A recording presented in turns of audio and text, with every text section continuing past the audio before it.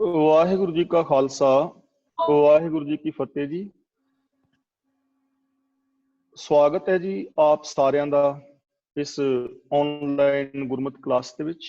ਜਿਵੇਂ ਕਿ ਆਪ ਸਾਰਿਆਂ ਨੂੰ ਪਤਾ ਹੀ ਹੈ ਕਿ ਅਸੀਂ ਸਾਰੇ ਹੀ ਭੈਣ ਭਰਾ ਮਿਲ ਕੇ ਸਾਹਿਬ ਸ੍ਰੀ ਗੁਰੂ ਨਾਨਕ ਪਾਤਸ਼ਾਹ ਜੀ ਦੀ ਉਚਾਰਨ ਕੀਤੀ ਪਾਵਨ ਬਾਣੀ ਆਸਾ ਕੀ ਵਾਰ ਦੀ ਵਿਚਾਰ ਕਰ ਰਹੇ ਹਾਂ। ਅੱਜ ਅਸੀਂ 10ਵੀਂ ਪੌੜੀ ਦੀ ਵਿਚਾਰ ਆਪ ਜੀ ਦੇ ਨਾਲ ਸਾਂਝੀ ਕਰਾਂਗੇ। ਇਹ ਪੌੜੀ ਸਾਹਿਬ ਸ੍ਰੀ ਗੁਰੂ ਨਾਨਕ ਪਾਤਸ਼ਾਹ ਜੀ ਉਚਾਰਨ ਕੀਤੀ ਹੋਈ ਹੈ ਤੇ ਨਾਲ 2 ਸ਼ਲੋਕ ਵੀ ਸਾਹਿਬ ਸ੍ਰੀ ਗੁਰੂ ਨਾਨਕ ਪਾਤਸ਼ਾਹ ਜੀ ਦੇ ਹੀ ਉਚਾਰਨ ਕੀਤੇ ਹੋਏ ਹਨ। ਇਸ ਦੁਨੀਆ ਦੇ ਅੰਦਰ 2 ਕਿਸਮ ਦੇ ਲੋਕ ਨੇ। ਇੱਕ ਉਹ ਨੇ ਜੋ ਝੂਠ ਦੇ ਨਾਲ ਜੁੜੇ ਨੇ, ਔਰ ਇੱਕ ਉਹ ਨੇ ਜੋ ਸੱਚ ਦੇ ਨਾਲ ਜੁੜੇ ਹੋਏ ਨੇ। ਸੱਚ ਦੇ ਨਾਲ ਜੁੜਨਾ ਸਾਡੀਆਂ ਸਾਰੀਆਂ ਸਮੱਸਿਆਵਾਂ ਦਾ ਸੋਲੂਸ਼ਨ ਹੈ, ਔਰ ਝੂਠ ਜਿਹੜਾ ਹੈ ਉਹ ਮਨੁੱਖ ਦੀਆਂ ਸਾਰੀਆਂ ਸਮੱਸਿਆਵਾਂ ਦਾ ਕਾਰਨ ਹੈ। ਸਾਰੇ ਦੁੱਖ, ਸਾਰੇ ਵਿਕਾਰ ਝੂਠ ਤੋਂ ਪੈਦਾ ਹੁੰਦੇ ਨੇ। ਔਰ ਜੇ ਮਨੁੱਖ ਸੱਚ ਨੂੰ ਅਪਣਾ ਲਵੇ ਤਾਂ ਇਹਦੇ ਸਾਰੇ ਪਾਪ ਵਿਕਾਰ ਖਤਮ ਹੋ ਸਕਦੇ ਨੇ, ਔਰ ਇਹਨਾਂ ਪਾਪਾਂ ਵਿਕਾਰਾਂ ਤੋਂ ਪੈਦਾ ਹੋਏ ਜਿਹੜੇ ਦੁੱਖ ਨੇ ਉਹ ਵੀ ਮੁੱਕ ਸਕਦੇ ਨੇ। ਗੁਰਦੇਵ ਨੇ ਇਹਨਾਂ ਪਾਵਨ ਸ਼ਲੋਕਾਂ ਦੇ ਵਿੱਚ ਸਾਨੂੰ ਇਹ ਸਮਝਾਇਆ ਹੈ ਕਿ ਸੱਚ ਦੇ ਨਾਲ ਕਿਵੇਂ ਜੁੜਿਆ ਜਾ ਸਕਦਾ ਹੈ, ਜਾਂ ਜਿਹਨੇ ਸੱਚ ਦੇ ਨਾਲ ਜੋ ਜੁੜ ਗਿਆ ਹੈ ਉਹਦੀ ਸਾਨੂੰ ਪਹਿਚਾਨ ਕਿਵੇਂ ਹੋਵੇ ਕਿ ਅਸਲੀਅਤ ਤੌਰ ਤੇ ਮੈਂ ਸੱਚ ਦੇ ਨਾਲ ਜੁੜਿਆ ਹੋਇਆ ਹਾਂ। ਆਓ ਵਿਸਥਾਰ ਸਹਿਤ ਵਿਚਾਰ ਕਰਨ ਦਾ ਯਤਨ ਕਰੀਏ। ਪਹਿਲੇ ਸ਼ਲੋਕ ਵਿੱਚ ਗੁਰਦੇਵ ਬਚਨ ਕਰਦੇ ਹਨ, ਕੂੜ ਰਾਜਾ, ਕੂੜ ਪਰਜਾ, ਕੂੜ ਸਭ ਸੰਸਾਰ। ਕੂੜ ਦਾ ਮਤਲਬ ਹੈ ਨਾਸ਼ਮਾਨ। ਇੱਥੇ ਕੂੜ ਦਾ ਮਤਲਬ ਨਾਸ਼ਮਾਨ, ਕਿ ਇਸ ਸੰਸਾਰ ਦੇ ਉੱਤੇ ਸਦਾ ਰਹਿਣ ਵਾਲਾ ਕੋਈ ਨਹੀਂ ਹੈ। ਚਾਹੇ ਰਾਜਾ ਹੈ ਕੋਈ, ਜਾਂ ਪਰਜਾ ਹੈ, ਜਾਂ ਹੋਰ ਸਾਰੇ ਸੰਸਾਰ ਦੇ ਜੀਵ ਜੰਤ ਨੇ, ਇਹ ਸਾਰੇ ਨਾਸ਼ਮਾਨ ਨੇ। ਯਾਨੀ ਸदैवी ਤੌਰ ਤੇ ਇਹਨਾਂ ਦਾ ਸਰੀਰਕ ਜੀਵਨ ਨਹੀਂ ਹੈ। ਇੱਕ ਨਾ ਇੱਕ ਦਿਨ ਇਸ ਸੰਸਾਰ ਨੂੰ ਛੱਡਣਾ ਪਵੇਗਾ। ਤੇ ਦੂਜੀ ਗੱਲ ਇਹ ਹੈ ਕਿ ਜੇ ਸੱਚ ਦੇ ਨਾਲੋਂ ਬੰਦਾ ਟੁੱਟ ਜਾਏ ਤਾਂ ਉਹਦਾ ਸਾਰਾ ਕੁਝ ਕੂੜਾ ਹੀ ਹੋ ਜਾਂਦਾ, ਝੂਠ ਹੀ ਹੋ ਜਾਂਦਾ। ਜੇ ਇੱਕ ਰਾਜਾ ਝੂਠ ਦੇ ਨਾਲ ਜੁੜਿਆ ਹੋਏਗਾ ਤਾਂ ਉਹ ਪਰਜਾ ਵਾਸਤੇ ਦੁਖਦਾਈ ਹੋਏਗਾ। ਜੇ ਪਰਜਾ ਸੱਚ ਦਾ ਸਾਥ ਛੱਡ ਦੇਵੇਗੀ ਤਾਂ ਪਰਜਾ ਵੀ ਆਪਣੇ ਆਪ ਵਾਸਤੇ ਦੁੱਖ ਹੀ ਪੈਦਾ ਕਰੇਗੀ। ਤਾਂ ਖੈਰ ਇਹ ਸਾਰਾ ਸੰਸਾਰ ਨਾਸ਼ਮਾਨ ਹੈ। ਇੱਥੇ ਸਰੀਰਕ ਤੌਰ ਤੇ ਕਦੇ ਵੀ ਕਿਸੇ ਨੇ ਨਹੀਂ ਰਹਿਣਾ। ਇਸ ਲਈ ਸ਼ਰੀਰਾਂ ਦਾ ਹੰਕਾਰ ਨਹੀਂ ਕਰਨਾ, ਰਾਜ ਭਾਗ ਦਾ ਹੰਕਾਰ ਨਹੀਂ ਕਰਨਾ। ਜਦੋਂ ਬੰਦਾ ਮੌਤ ਨੂੰ ਚੇਤੇ ਰੱਖ ਦੇਣਾ ਤਾਂ ਉਦੋਂ ਉਹ ਵਿਕਾਰਾਂ ਵਾਲੇ ਪਾਸੇ ਘੱਟ ਜਾਂਦਾ ਹੈ। ਉਹ ਸੱਚ ਦੇ ਨਾਲ ਜੁੜਦਾ ਹੈ, ਲੜਾਈ ਦੰਗੇ ਫਸਾਦਾਂ ਦੇ ਵਿੱਚ ਨਹੀਂ ਪੈਂਦਾ, ਕਿਉਂਕਿ ਪਤਾ ਹੈ ਇੱਕ ਦਿਨ ਛੱਡ ਹੀ ਜਾਣਾ ਹੈ। ਤਾਂ ਫਿਰ ਇਸ ਸੰਸਾਰ ਦੇ ਨਾਲ ਲੜਾਈ ਦੰਗੇ ਫਸਾਦ ਕਿਉਂ, ਐਵੇਂ ਵਾਧੂ ਦੇ ਖਿਲਾਰੇ ਕਿਉਂ। ਕੂੜ ਮੰਡਪ, ਕੂੜ ਮਾੜੀ, ਕੂੜ ਬੈਸਨਹਾਰ। ਕੂੜ ਦਾ ਮਤਲਬ ਛਲ ਰੂਪ, ਮੰਡਪ ਦਾ ਮਤਲਬ ਸ਼ਾਮਿਆਨਾ ਸਾਜੋ ਸਮਾਨ, ਮਾੜੀ ਦਾ ਮਤਲਬ ਵੱਡੇ ਵੱਡੇ ਜਿਹੜੇ ਮਹਿਲ ਨੇ, ਬੈਸਨਹਾਰ ਦਾ ਮਤਲਬ ਉਹਦੇ ਵਿੱਚ ਰਹਿਣ ਵਾਲੇ, ਬੈਠਣ ਵਾਲੇ। ਗੁਰੂ ਜੀ ਕਹਿੰਦੇ ਨੇ ਕਿ ਮਨੁੱਖ ਜੀਵਨ ਦੇ ਦੌਰਾਨ ਜੋ ਸਾਜੋ ਸਮਾਨ, ਵੱਡੇ ਵੱਡੇ ਮਹਿਲ ਮੁਨਾਰੇ ਉਸਾਰ ਰਹੇ ਨੇ, ਇਹ ਮਨੁੱਖ ਦੇ ਸਦਾ ਨਾਲ ਨਿਭਣ ਵਾਲੇ ਨਹੀਂ, ਇਹ ਵੀ ਹਮੇਸ਼ਾ ਨਾਸ਼ਮਾਨ ਨੇ। ਕਦੇ ਵੀ ਇਹ ਮਨੁੱਖ ਦੇ ਨਾਲ ਸदैवी ਸਾਥ ਨਹੀਂ ਦਿੰਦੇ, ਔਰ ਨਾ ਹੀ ਇਹਨਾਂ ਚੀਜ਼ਾਂ ਕਰਕੇ ਮਨੁੱਖ ਆਤਮਕ ਜੀਵਨ ਦੇ ਨਾਲ ਜੁੜ ਸਕਦਾ ਹੈ। ਅਸਲ ਦੇ ਅੰਦਰ ਜੋ ਸੱਚਾ ਸਾਥੀ ਹੈ ਮਨੁੱਖ ਦਾ, ਉਹ ਇਹਦੇ ਕਰਮ ਨੇ। ਅਸਲੀ ਜੀਵਨ ਦਾ ਸੱਚਾ ਸਾਥੀ ਪ੍ਰਭੂ ਹੈ। ਅਸਲੀ ਸੱਚੇ ਸਾਥੀ ਇਸ ਮਨੁੱਖ ਦੇ ਗੁਣ ਨੇ, ਆਪਣਾ ਸੁਭਾਅ ਹੈ, ਆਪਣੇ ਕਰਮ ਨੇ। ਇਹ ਇਹਦੇ ਨਾਲ ਹਮੇਸ਼ਾ ਰਹਿੰਦੇ ਨੇ। ਔਰ ਸੱਚਾਈ ਸदैवी ਹੈ।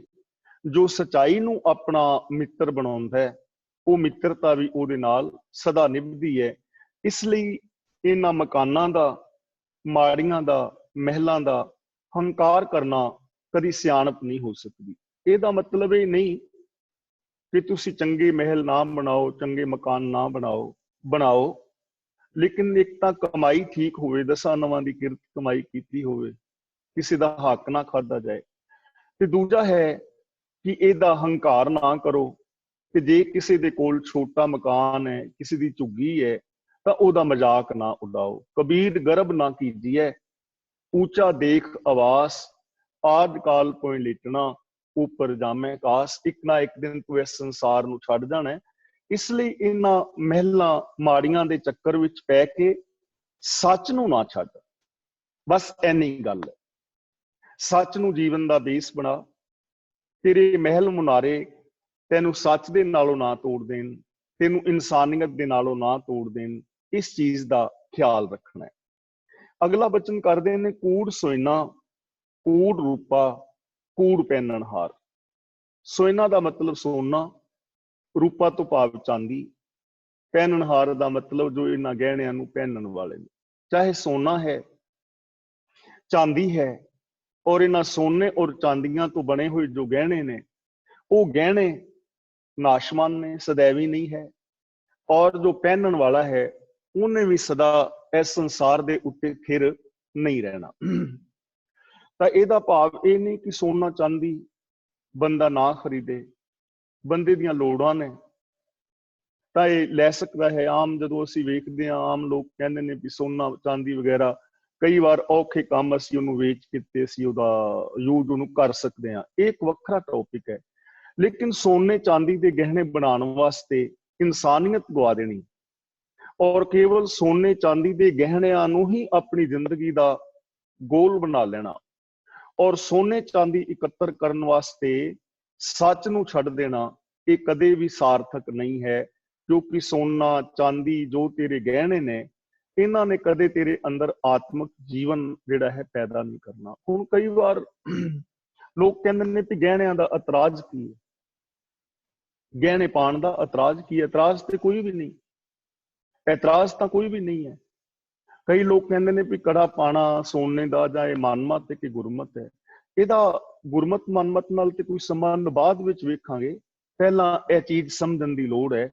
देखो हुण मैं ये कड़ा पाया हुआ है, तो इस कड़े का फंक्शन है कि अमृतधारी जिहड़ा बंदा है उन्हें कड़ा पाना है वीर भैन नूं।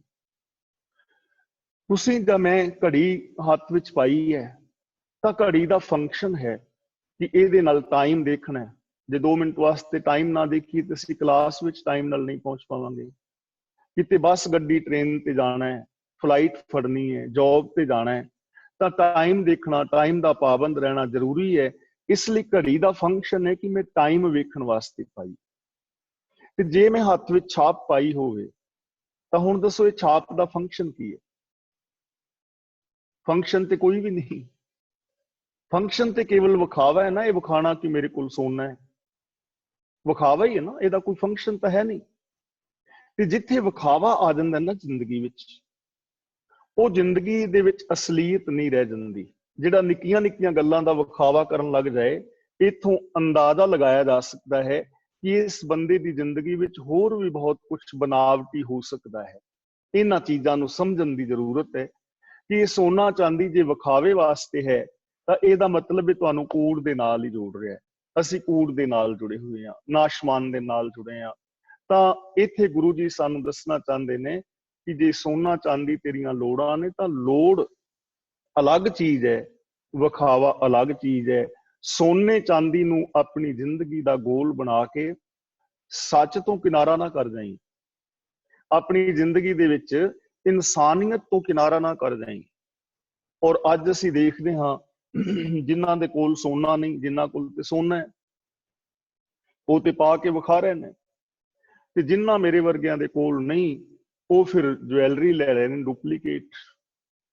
ਡੁਪਲੀਕੇਟ ਪਾ ਕੇ ਵਿਖਾਵਾ ਕਰ ਰਹੇ ਨੇ। ਹਾਲਾਂਕਿ ਦੂਜਿਆਂ ਨੂੰ ਵੀ ਪਤਾ ਹੈ ਡੁਪਲੀਕੇਟ ਹੈ, ਪਰ ਵਿਖਾਵਾ।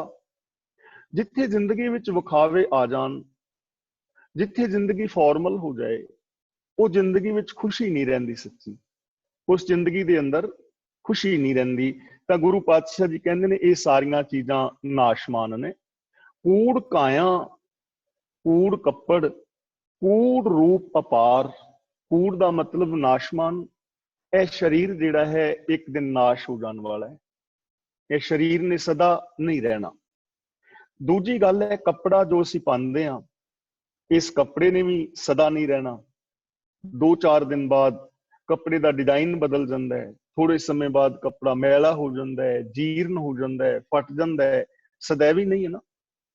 ਤੇ ਜਿਹੜਾ ਰੂਪ ਹੈ, ਸੁੰਦਰਤਾ ਹੈ, ਇਹ ਸੁੰਦਰਤਾ ਨੇ ਵੀ ਸਦਾ ਨਹੀਂ ਰਹਿਣਾ।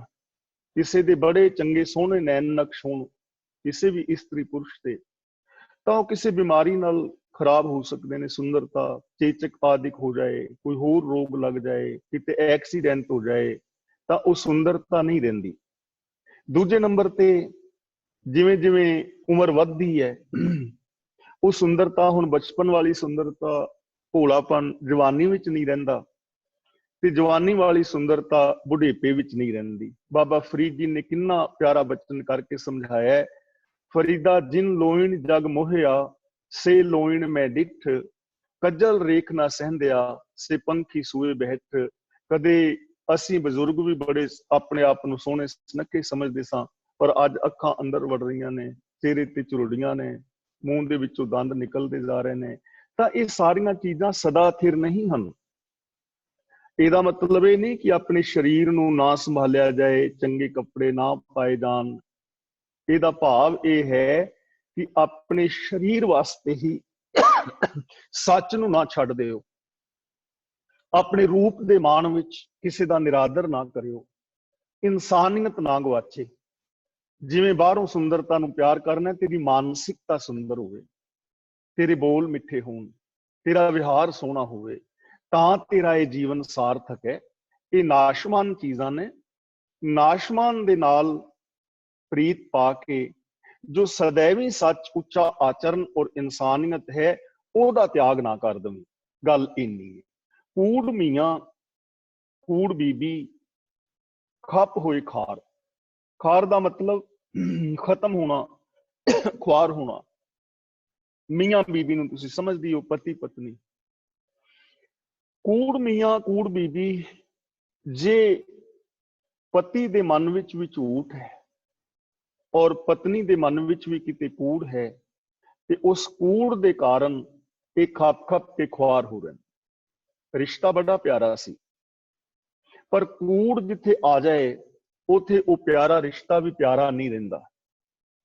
ਜਿਹੜਾ ਉਹਦਾ ਬਹੁਤ ਚੰਗਾ ਫਲ ਔਰ ਰਿਜ਼ਲਟ ਨਿਕਲਣਾ ਚਾਹੀਦਾ ਹੈ, ਉਹ ਰਿਜ਼ਲਟ ਨਹੀਂ ਨਿਕਲਦਾ। ਇੱਕ ਦੂਜੇ ਦੇ ਉੱਤੇ ਬੇਵਿਸ਼ਵਾਸੀ ਬਣੀ ਰਹਿੰਦੀ ਹੈ। ਦੇਖੋ, ਗੁਰੂ ਗ੍ਰੰਥ ਸਾਹਿਬ ਜੀ ਦੀ ਪਾਵਨ ਬਾਣੀ ਨੂੰ ਜੇ ਅਸੀਂ ਵਿਚਾਰੀਏ, ਤਾਂ ਗੁਰਬਾਣੀ ਦੇ ਅੰਦਰ ਇਹ ਬਚਨ ਆਇਆ ਹੈ, ਧਨ ਪਿਰ ਇਹ ਨਾ ਆਖੀਐ ਬਹਿਨ ਇਕੱਠੇ ਹੋਏ, ਏਕ ਜੋਤ ਦੋਇ ਮੂਰਤੀ, ਧਨ ਪਿਰ ਕਹੀਐ ਸੋਏ। ਪਤੀ ਪਤਨੀ ਤੇ ਉਹ ਨੇ, ਵੇਖਣ ਨੂੰ ਦੋ ਹੋਣ, ਜੋਤ ਇੱਕ ਹੋਵੇ। ਜੋਤ ਦਾ ਮਤਲਬ ਵਿਚਾਰਧਾਰਾ, ਸੋਚ ਇੱਕ ਹੋਵੇ, ਸੋਚ ਵਿੱਚ ਕੋਈ ਫਰਕ ਨਾ ਹੋਵੇ, ਵੇਖਣ ਨੂੰ ਦੋ ਹੋਣ। ਲੇਕਿਨ ਅੱਜ ਐਸੇ ਕਿੰਨੇ ਪਤੀ ਪਤਨੀ ਨੇ ਜਿਨ੍ਹਾਂ ਦੀ ਸੋਚ ਇੱਕ ਹੈ। ਕਿੰਨੀਆਂ ਤਲਾਕਾਂ ਹੋ ਰਹੀਆਂ ਨੇ। ਲਾਵਾਂ ਲਈਆਂ ਹੋਣ ਗੁਰੂ ਗ੍ਰੰਥ ਸਾਹਿਬ ਦੀ ਪਾਵਨ ਹਜ਼ੂਰੀ ਵਿੱਚ, ਤੇ ਫਿਰ ਤਲਾਕ ਕਰਨ ਵਾਸਤੇ ਬੰਦਾ ਅਦਾਲਤ ਵਿੱਚ ਚਲਾ ਜਾਏ, ਸ਼ੋਭਾ ਨਹੀਂ ਨਾ ਦਿੰਦਾ। ਗੁਰੂ ਗ੍ਰੰਥ ਸਾਹਿਬ ਵਿੱਚ ਤਲਾਕ ਸ਼ਬਦ ਹੈ ਹੀ ਨਹੀਂ ਹੈ। ਤਾਂ ਜੇ ਸੱਚ ਸਾਡੇ ਜੀਵਨ ਦਾ ਬੇਸ ਹੁੰਦਾ ਨਾ, ਪਤੀ ਔਰ ਪਤਨੀ ਦੇ ਜੀਵਨ ਦਾ ਬੇਸ ਹੁੰਦਾ ਸੱਚ, ਤਾਂ ਇਹ ਬੜਾ ਪਿਆਰਾ ਰਿਸ਼ਤਾ ਸੀ। ਇਹਦੇ ਵਿੱਚੋਂ ਰੱਬ ਪੈਦਾ ਹੋਣਾ ਸੀ। ਗੁਰੂ ਜਦੋਂ ਅਸੀਂ ਰਹਿਤ ਮਰਿਆਦਾ ਨੂੰ ਪੜ੍ਹਦੇ ਹਾਂ ਨਾ, ਤਾਂ ਰਹਿਤ ਮਰਿਆਦਾ ਵਿੱਚ ਵੀ ਇੱਕ ਬੜਾ ਪਿਆਰਾ ਬਚਨ ਲਿਖਿਆ ਹੈ ਕਿ ਤੁਸੀਂ ਦੋਹਾਂ ਪਤੀ ਪਤਨੀ ਨੇ ਗੁਰੂ ਦੀ ਪਾਵਨ ਬਾਣੀ ਮੁਤਾਬਕ ਜ਼ਿੰਦਗੀ ਜੀਂਦਿਆਂ ਆਪਣੇ ਸਾਂਝੇ ਭਰਤਾ ਅਕਾਲ ਪੁਰਖ ਨੂੰ ਪ੍ਰਸੰਨ ਕਰਨ ਦਾ ਯਤਨ ਕਰਨਾ ਹੈ, ਰੱਬ ਵਿੱਚ ਲੀਨ ਹੋਣਾ ਹੈ। ਜੇ ਹੋਰ ਪਤੀ ਪਤਨੀ ਇਸ ਚੀਜ਼ ਨੂੰ ਬੇਸ ਬਣਾਉਂਦੇ, ਦੋਵੇਂ ਰੱਬ ਵਰਗੇ ਹੋ ਕੇ ਜੀ ਸਕਦੇ ਸਨ। ਇਹ ਪੋਸੀਬਿਲਿਟੀ ਹੈ, ਇਹ ਸੰਭਾਵਨਾ ਹੈ। ਲੇਕਿਨ ਐਸਾ ਨਹੀਂ, ਤੇ ਜਿੱਥੇ ਐਸਾ ਨਹੀਂ, ਉਹ ਰਿਸ਼ਤਾ ਝੂਠਾ ਹੀ ਹੈ। ਬਹੁਤ ਘੱਟ ਲੋਕ ਨੇ ਐਸੇ ਜਿਹੜੇ ਇਸ ਸੋਚ ਨੂੰ ਲੈ ਕੇ ਚੱਲਦੇ ਨੇ। ਕਈਆਂ ਦੇ ਛੁੱਟ ਛੁੱਟਾ ਹੋ ਜਾਂਦੇ ਨੇ, ਤੇ ਬਾਕੀ ਜਿਹੜੇ ਰਿਸ਼ਤੇ ਨਾਤੇ ਨਿਭ ਰਹੇ ਨੇ, ਉਹ ਵੀ ਖਿੱਚ ਖਿਚਾ ਕੇ ਨਿਭੀ ਜਾਂਦੇ ਨੇ। ਰਿਸ਼ਤਿਆਂ ਨੂੰ ਲੋਕ ਢੋ ਰਹੇ ਨੇ, ਉਹਨਾਂ ਦਾ ਆਨੰਦ ਨਹੀਂ ਮਾਣ ਰਹੇ। ਤਾਂ ਗੁਰੂ ਜੀ ਕਹਿੰਦੇ ਨੇ, ਪਤੀ ਪਤਨੀ ਕੂੜ ਦੇ ਕਾਰਨ, ਨਾਸ਼ਮਾਨ ਪਦਾਰਥਾਂ ਦੇ ਮੋਹ ਦੇ ਕਾਰਨ ਖੱਪ ਖੱਪ ਕੇ ਖੁਆਰ ਹੋ ਰਹੇ ਨੇ। ਜਦੋਂ ਕਿ ਜ਼ਿੰਦਗੀ ਅੰਦਰ ਖੁਸ਼ੀਆਂ ਮਾਣ ਸਕਦੇ ਸੀ। ਕੂੜ ਕੂੜੈ ਨਹਿ ਲੱਗਾ ਵਿਸਰਿਆ ਕਰਤਾਰ। ਝੂਠਾ ਮਨੁੱਖ, ਨਾਸ਼ਮਾਨ ਮਨੁੱਖ, ਤੇ ਉਹਦਾ ਨਾਸ਼ਮਾਨ ਪਦਾਰਥਾਂ ਦੇ ਨਾਲ ਹੀ ਪਿਆਰ ਲੱਗ ਗਿਆ। ਕਰਤਾਰ ਵਿਸਰ ਗਿਆ, ਰੱਬ ਵਿਸਰ ਗਿਆ, ਰੱਬ ਦੇ ਗੁਣ ਵਿਸਰ ਗਏ ਨੇ, ਸੱਚਾਈ ਭੁੱਲ ਗਈ, ਨਿਰਭੈਤਾ ਭੁੱਲ ਗਈ, ਨਿਰਵੈਰਤਾ ਭੁੱਲ ਗਈ, ਦਇਆ ਭੁੱਲ ਗਈ, ਇਨਸਾਨੀਅਤ ਭੁੱਲ ਗਈ, ਕੂੜ ਦੇ ਨਾਲ ਪਿਆਰ। ਹੁਣ ਪਿਆਰ ਸ਼ਬਦ ਬੜਾ ਕੀਮਤੀ ਸੀ। ਜੇ ਜ਼ਿੰਦਗੀ ਦੇ ਅੰਦਰ ਸੱਚਾ ਪ੍ਰੇਮ ਹੁੰਦਾ ਤਾਂ ਇਹ ਸੰਸਾਰ, ਸਾਡੇ ਘਰ ਔਰ ਪਰਿਵਾਰ ਕੁਝ ਹੋਰ ਹੋਣੇ ਸਨ। ਜਿਵੇਂ ਪ੍ਰੇਮ ਸ਼ਬਦ ਦੋ ਸ਼ਬਦਾਂ ਤੋਂ ਬਣਿਆ ਹੈ, ਪਰੇ ਪਲਸ ਮ। ਮਾਂ ਦਾ ਮਤਲਬ ਮੈਂ ਯਾਨੀ ਈਗੋ, ਪਰੇ ਦਾ ਮਤਲਬ ਦੂਰ। ਜਿੱਥੇ ਈਗੋ ਦੂਰ ਹੋ ਜਾਏ ਉਥੋਂ ਪ੍ਰੇਮ ਦੀ ਦੁਨੀਆ ਸ਼ੁਰੂ ਹੁੰਦੀ ਹੈ। ਪ੍ਰੇਮ ਦੀ ਪਰਿਭਾਸ਼ਾ ਹੀ ਇਹ ਹੈ ਕਿ ਸ਼ੁਭ ਔਰ ਨਿਸਵਾਰਥ ਭਾਵਨਾਵਾਂ ਦੇ ਨਾਲ ਕੀਤੇ ਹੋਏ ਆਤਮ ਸਮਰਪਣ ਦਾ ਨਾਮ ਪ੍ਰੇਮ ਹੈ। ਪ੍ਰੇਮ ਦੇ ਅੰਦਰ ਕੋਈ ਲੱਭ ਲੋਭ ਲਾਲਚ ਨਹੀਂ ਹੁੰਦਾ। ਪ੍ਰੇਮ ਦੇ ਅੰਦਰ ਪਾਰਦਰਸ਼ੀ ਮਿਲਵਰਤਨ ਹੁੰਦਾ ਹੈ, ਕੁਛ ਲੁਕਾ ਛਿਪਾ ਨਹੀਂ ਹੁੰਦਾ। ਔਰ ਪ੍ਰੇਮ ਦੇ ਅੰਦਰ ਦੂਜੇ ਵਾਸਤੇ ਤਿਆਗ ਹੁੰਦਾ ਹੈ, ਆਪਣੇ ਜਾਨ ਬੰਦਾ ਦੂਜੇ ਵਾਸਤੇ ਵਾਰ ਦਿੰਦਾ ਹੈ। ਤੇ ਜੇ ਐਸਾ ਪ੍ਰੇਮ ਸੱਚਾ ਪਤੀ ਪਤਨੀ ਵਿੱਚ ਹੁੰਦਾ, ਭਰਾਵਾਂ ਵਿੱਚ ਹੁੰਦਾ, ਭੈਣਾਂ ਵਿੱਚ ਹੁੰਦਾ, ਯਾਰਾਂ ਦੋਸਤਾਂ ਵਿੱਚ ਹੁੰਦਾ, ਰਿਸ਼ਤੇਦਾਰਾਂ ਵਿੱਚ ਹੁੰਦਾ, ਇਹ ਸੰਸਾਰ ਕਿੰਨਾ ਸੁਹਾਵਣਾ ਬਾਗ ਸੀ। ਕਿਤਨੇ ਸੁਹਾਵਣੇ ਇਹ ਰਿਸ਼ਤੇ ਹੋ ਸਕਦੇ ਸਨ, ਕਿੰਨਾ ਕੁਛ ਇਹਦੇ ਵਿੱਚੋਂ ਨਿਕਲ ਸਕਦਾ ਸੀ। ਰੱਬ ਵਰਗੇ ਬੰਦੇ ਹੋ ਸਕਦੇ ਸਨ, ਸਵਰਗ ਵਰਗੇ ਘਰ ਹੋ ਸਕਦੇ ਸਨ, ਲੇਕਿਨ ਐਸਾ ਹੋਇਆ ਨਹੀਂ। ਰੀਜਨ ਕੂੜ ਕੂੜੇ ਨਹੀਂ ਲੱਗਾ ਵਿਸਰਿਆ ਕਰਤਾਰ। ਰੱਬ ਭੁੱਲ ਗਿਆ ਤੇ ਝੂਠਿਆਂ ਦੇ ਨਾਲ ਹੀ ਪਿਆਰ ਲੱਗਾ ਹੋਇਆ ਹੈ। ਦੋਸਤ ਸ਼ਬਦ ਬੜਾ ਪਿਆਰਾ ਸੀ। ਮੇਰਾ ਬੇਟਾ ਇੱਕ ਦਿਨ ਮੈਨੂੰ ਦੱਸ ਰਿਹਾ ਸੀ, ਕਹਿਣ ਲੱਗਾ, ਡੈਡੀ ਦੋਸਤ ਸ਼ਬਦ ਦਾ ਮੀਨਿੰਗ ਹੁੰਦਾ ਹੈ 2+7। ਦੋਸਤ ਦੋ ਸ਼ਬਦਾਂ ਤੋਂ ਬਣਿਆ, 2+7। 7 ਦਾ ਮਤਲਬ ਸੱਚਾਈ, 2 ਦਾ ਮਤਲਬ ਦੋ ਸੱਚਾਈਆਂ ਮਿਲ ਕੇ ਇੱਕ ਹੋ ਜਾਣ, ਦੋ ਸੱਚੀਆਂ ਸ਼ਖਸੀਅਤਾਂ ਮਿਲ ਕੇ ਇੱਕ ਹੋ ਜਾਣ, ਉਹਨੂੰ ਕਹਿੰਦੇ ਨੇ ਦੋਸਤ। ਤੇ ਜੇ ਦੋਵੇਂ ਝੂਠੇ ਹੋਣ ਫਿਰ ਦੋਸਤ ਤੇ ਨਾ ਹੋਏ। ਦੋਸਤੀ ਹੈ ਕੀ ਹੈ, ਇਹ ਚੀਜ਼ ਸਮਝਣਾ। ਦੋਸਤੀ ਦਾ ਫਾਰਮੂਲਾ ਹੈ 2+7 ਬਰਾਬਰ 9। 2+7 ਬਰਾਬਰ 9। ਹੁਣ ਦੋ ਜਣੇ ਮਿਲ ਕੇ ਇੱਕ ਹੋ ਗਏ, ਦੋ ਮਿਲ ਕੇ ਇੱਕ ਹੋ ਗਏ। ਮੰਨ ਲਓ ਵੀਰ ਤਰਲੋਚਨ ਸਿੰਘ ਜੀ ਸਾਹਮਣੇ ਬੈਠੇ ਨੇ, ਇਹ ਤੇ ਮੈਂ ਦੋਸਤ ਬਣੇ, ਦੋ ਸੱਚਾਈਆਂ ਮਿਲ ਕੇ ਇੱਕ ਹੋਈਆਂ। ਮੈਂ ਇਹਨਾਂ ਦਾ ਨਾਮ ਤਾਂ ਲੈ ਰਿਹਾ ਕਿਉਂਕਿ ਨਾਮ ਇਹਨਾਂ ਦਾ ਕਰੀਬ ਉੱਤੇ ਆ ਰਿਹਾ ਹੈ। ਤੇ ਇਹਨਾਂ ਦੇ ਕੋਲ ਚੀਜ਼ਾਂ ਨੇ 2 ਤੇ ਮੇਰੇ ਕੋਲ ਚੀਜ਼ਾਂ ਨੇ 7। ਅਸੀਂ ਦੋਵੇਂ ਬਣ ਗਏ ਦੋਸਤ ਤੇ ਸਾਡੇ ਕੋਲ ਚੀਜ਼ਾਂ ਕਿੰਨੀਆਂ ਹੋ ਗਈਆਂ? 9। ਮੇਰੇ ਵਾਲੀਆਂ ਵੀ 7 ਇਹਨਾਂ ਦੀਆਂ ਹੀ ਨੇ, ਇਹਨਾਂ ਵਾਲੀਆਂ 2 ਵੀ ਮੇਰੀਆਂ ਨੇ, ਕਿਉਂਕਿ 2 ਤੇ 7 ਮਿਲ ਕੇ ਇੱਕ ਹੋ ਗਏ ਨਾ। ਇਹਨਾਂ ਨੂੰ ਚਾਹੀਦੀਆਂ ਹੁਣ ਇਹ ਲੈ ਜਾਣ, ਮੈਨੂੰ ਚਾਹੀਦੀਆਂ ਹੁਣ ਮੈਂ ਇਹ ਨਾ ਸਮਝਾਂ ਕਿ ਮੇਰੇ ਕੋਲ 7 ਨੇ, ਇਹ ਨਾ ਸਮਝਣ ਕਿ ਮੇਰੇ ਕੋਲ 2 ਨੇ। ਅਸੀਂ ਦੋਵੇਂ ਇਹ ਸਮਝੀਏ ਕਿ ਸਾਡੇ ਕੋਲ 9 ਨੇ। ਮੰਨ ਲਓ ਇਹਨਾਂ ਦਾ ਕਾਰੋਬਾਰ ਥੋੜਾ ਜ਼ਿਆਦਾ ਚੱਲਿਆ ਤੇ ਮੇਰੇ ਕਾਰੋਬਾਰ ਵਿੱਚ ਘਾਟਾ ਪੈ ਗਿਆ। ਇਹਨਾਂ ਕੋਲ ਚੀਜ਼ਾਂ ਆ ਗਈਆਂ 3, ਮੇਰੇ ਕੋਲ ਰਹਿ ਗਈਆਂ 6 ਤੇ ਬਰਾਬਰ 9। ਕੋਈ ਘਾਟਾ ਨਹੀਂ ਨਾ ਪਿਆ। ਇਹਨਾਂ ਦਾ ਵਪਾਰ ਹੋਰ ਵਧਿਆ, ਮੇਰਾ ਕੋਲ ਹੋਰ ਘਟ ਗਿਆ। ਇਹਨਾਂ ਕੋਲ ਚੀਜ਼ਾਂ ਆ ਗਈਆਂ 4, ਮੇਰੇ ਕੋਲ ਰਹਿ ਗਈਆਂ 5 ਬਰਾਬਰ 9। ਇਹਨਾਂ ਕੋਲ 5 ਆ ਗਈਆਂ, ਮੇਰੇ ਕੋਲ 4 ਰਹਿ ਗਈਆਂ ਬਰਾਬਰ ਫਿਰ 9। ਇਹਨਾਂ ਕੋਲ 6 ਆ ਗਈਆਂ, ਮੇਰੇ ਕੋਲ 3 ਰਹਿ ਗਈਆਂ ਬਰਾਬਰ ਫਿਰ 9। ਇਹਨਾਂ ਕੋਲ 7 ਆ ਗਈਆਂ, ਮੇਰੇ ਕੋਲ 2 ਆ ਗਈਆਂ ਬਰਾਬਰ ਫਿਰ 9। ਇਹਨਾਂ ਕੋਲ 8 ਚੀਜ਼ਾਂ ਆ ਗਈਆਂ, ਮੇਰੇ ਕੋਲ 1 ਰਹਿ ਗਈ ਬਰਾਬਰ ਫਿਰ 9। ਤੇ ਇਹਨਾਂ ਕੋਲ 9 ਚੀਜ਼ਾਂ ਆ ਗਈਆਂ ਤੇ ਮੈਂ ਦਿਵਾਲੀਆ ਹੋ ਗਿਆ। 9 + 0 ਬਰਾਬਰ 9। ਇਹਨੂੰ ਕਹਿੰਦੇ ਨੇ ਦੋਸਤੀ। ਕਾਸ਼ ਐਸੀ ਦੋਸਤੀ ਅਸੀਂ ਕਰ ਪਾਂਦੇ, ਕਾਸ਼ ਅਸੀਂ ਸੱਚ ਦੇ ਨਾਲ ਜੁੜ ਪਾਂਦੇ, ਕਾਸ਼ 2 ਸੱਚਾਈਆਂ ਮਿਲ ਕੇ ਇੱਕ ਹੋ ਜਾਂਦੀਆਂ। ਕਿੰਨਾ ਸੁਹਾਵਣਾ ਜੀਵਨ ਸੀ। ਹੁਣ ਦੇਖੋ ਇਹ ਚੀਜ਼ ਨੂੰ ਧਿਆਨ ਨਾਲ ਸੁਣਿਓ। ਬਾਹਰਲਾ ਬੰਦਾ ਤੁਹਾਨੂੰ ਇਮੋਸ਼ਨਲ ਬਲੈਕਮੇਲ ਕਰ ਸਕਦਾ ਹੈ, ਮੈਂ ਤੁਹਾਨੂੰ ਧੋਖਾ ਦੇ ਸਕਦਾ, ਤੁਸੀਂ ਮੈਨੂੰ ਦੇ ਸਕਦੇ ਹੋ, ਪਰ ਪਤੀ ਪਤਨੀ ਤੇ ਇਹੋ ਜਿਹੀ ਦੋਸਤੀ ਕਰੋ ਯਾਰ, ਪਿਓ ਪੁੱਤਰ ਤੇ ਇਹੋ ਜਿਹੀ ਦੋਸਤੀ ਕਰੋ ਦੋ ਸੱਤ ਵਾਲੀ, ਭੈਣਾ ਭੈਣਾ, ਨੂੰਹ ਸੱਸ, ਨਨਾਣ ਭਰਜਾਈ, ਭਰਾ ਭਰਾ, ਇਹ ਤਾਂ ਇਹੋ ਜਿਹੀ ਦੋਸਤੀ ਕਰੋ। ਪਰ ਘਰਾਂ ਵਿੱਚ ਵੀ ਇਹ ਚੀਜ਼ ਨਹੀਂ ਹੈ ਨਾ। ਇਹਨੂੰ ਕਹਿੰਦੇ ਨੇ ਕੂੜ ਕੂੜੇ ਨਹੀਂ ਲੱਗਾ ਵਿਸਰਿਆ ਕਰਤਾ, ਰੱਬ ਭੁੱਲਿਆ ਪਿਆ, ਝੂਠਿਆਂ ਦਾ ਝੂਠਿਆਂ ਦੇ ਨਾਲ ਪ੍ਰੀਤ ਹੈ। ਨਾਸ਼ਮਾਨ ਪਦਾਰਥਾਂ ਵਾਸਤੇ ਰਿਸ਼ਤਿਆਂ ਦੀ ਵੈਲਿਊ ਗਵਾ ਦਿੱਤੀ। ਨਾਸ਼ਮਾਨ ਪਦਾਰਥਾਂ ਵਾਸਤੇ ਮਾਂ ਬਾਪ, ਭੈਣ ਭਰਾ, ਕਿੰਨੇ ਵੱਡੇ ਵੱਡੇ ਪਿਆਰੇ ਪਿਆਰੇ ਰਿਸ਼ਤੇ ਗਵਾਚ ਗਏ। ਸਿਰਫ ਇੱਕ ਤੋਲੇ ਛਾਪ ਪਿੱਛੇ ਲੋਕ ਭੈਣਾਂ ਭਰਾਵਾਂ ਨਾਲ ਟੁੱਟ ਜਾਂਦੇ ਨੇ, ਇੱਕ ਮਰਲੇ ਜ਼ਮੀਨ ਪਿੱਛੇ ਕਤਲ ਹੋ ਜਾਂਦੇ ਨੇ। ਤਾਂ ਇਹਨੂੰ ਕਹਿੰਦੇ ਨੇ ਕੂੜ ਕੂੜੇ ਨਹੀਂ ਲੱਗਾ ਵਿਸਰਿਆ ਕਰਤਾਰ। ਜਦੋਂ ਕਰਤਾਰ ਵਿਸਰ ਜਾਏ ਉਦੋਂ ਕੂੜ ਦੇ ਨਾਲ, ਨਾਸ਼ਮਾਨ ਦੇ ਨਾਲ ਪ੍ਰੀਤ ਬਣ ਜਾਂਦੀ ਹੈ, ਉਦੋਂ ਰਿਸ਼ਤੇ ਨਾਤੇ ਵੀ ਫਿੱਕੇ ਹੋ ਜਾਂਦੇ ਨੇ। ਹੁਣ ਗੁਰੂ ਜੀ ਕਹਿੰਦੇ ਨੇ ਕਿਸ ਨਾਲ ਕੀਚੈ ਦੋਸਤੀ, ਸਭ ਜਗ ਚੱਲਣਹਾਰ। ਹੁਣ ਮੈਂ ਦੋਸਤੀ ਕਿਹਦੇ ਨਾਲ ਕਰਾਂ? ਸਾਰਾ ਸੰਸਾਰ ਹੀ ਚੱਲਣ ਵਾਲਾ ਹੈ, ਦੁਨੀਆ ਤੇ ਸਦਾ ਥਿਰ ਤੇ ਰਹਿਣ ਵਾਲਾ ਕੋਈ ਵੀ ਨਹੀਂ।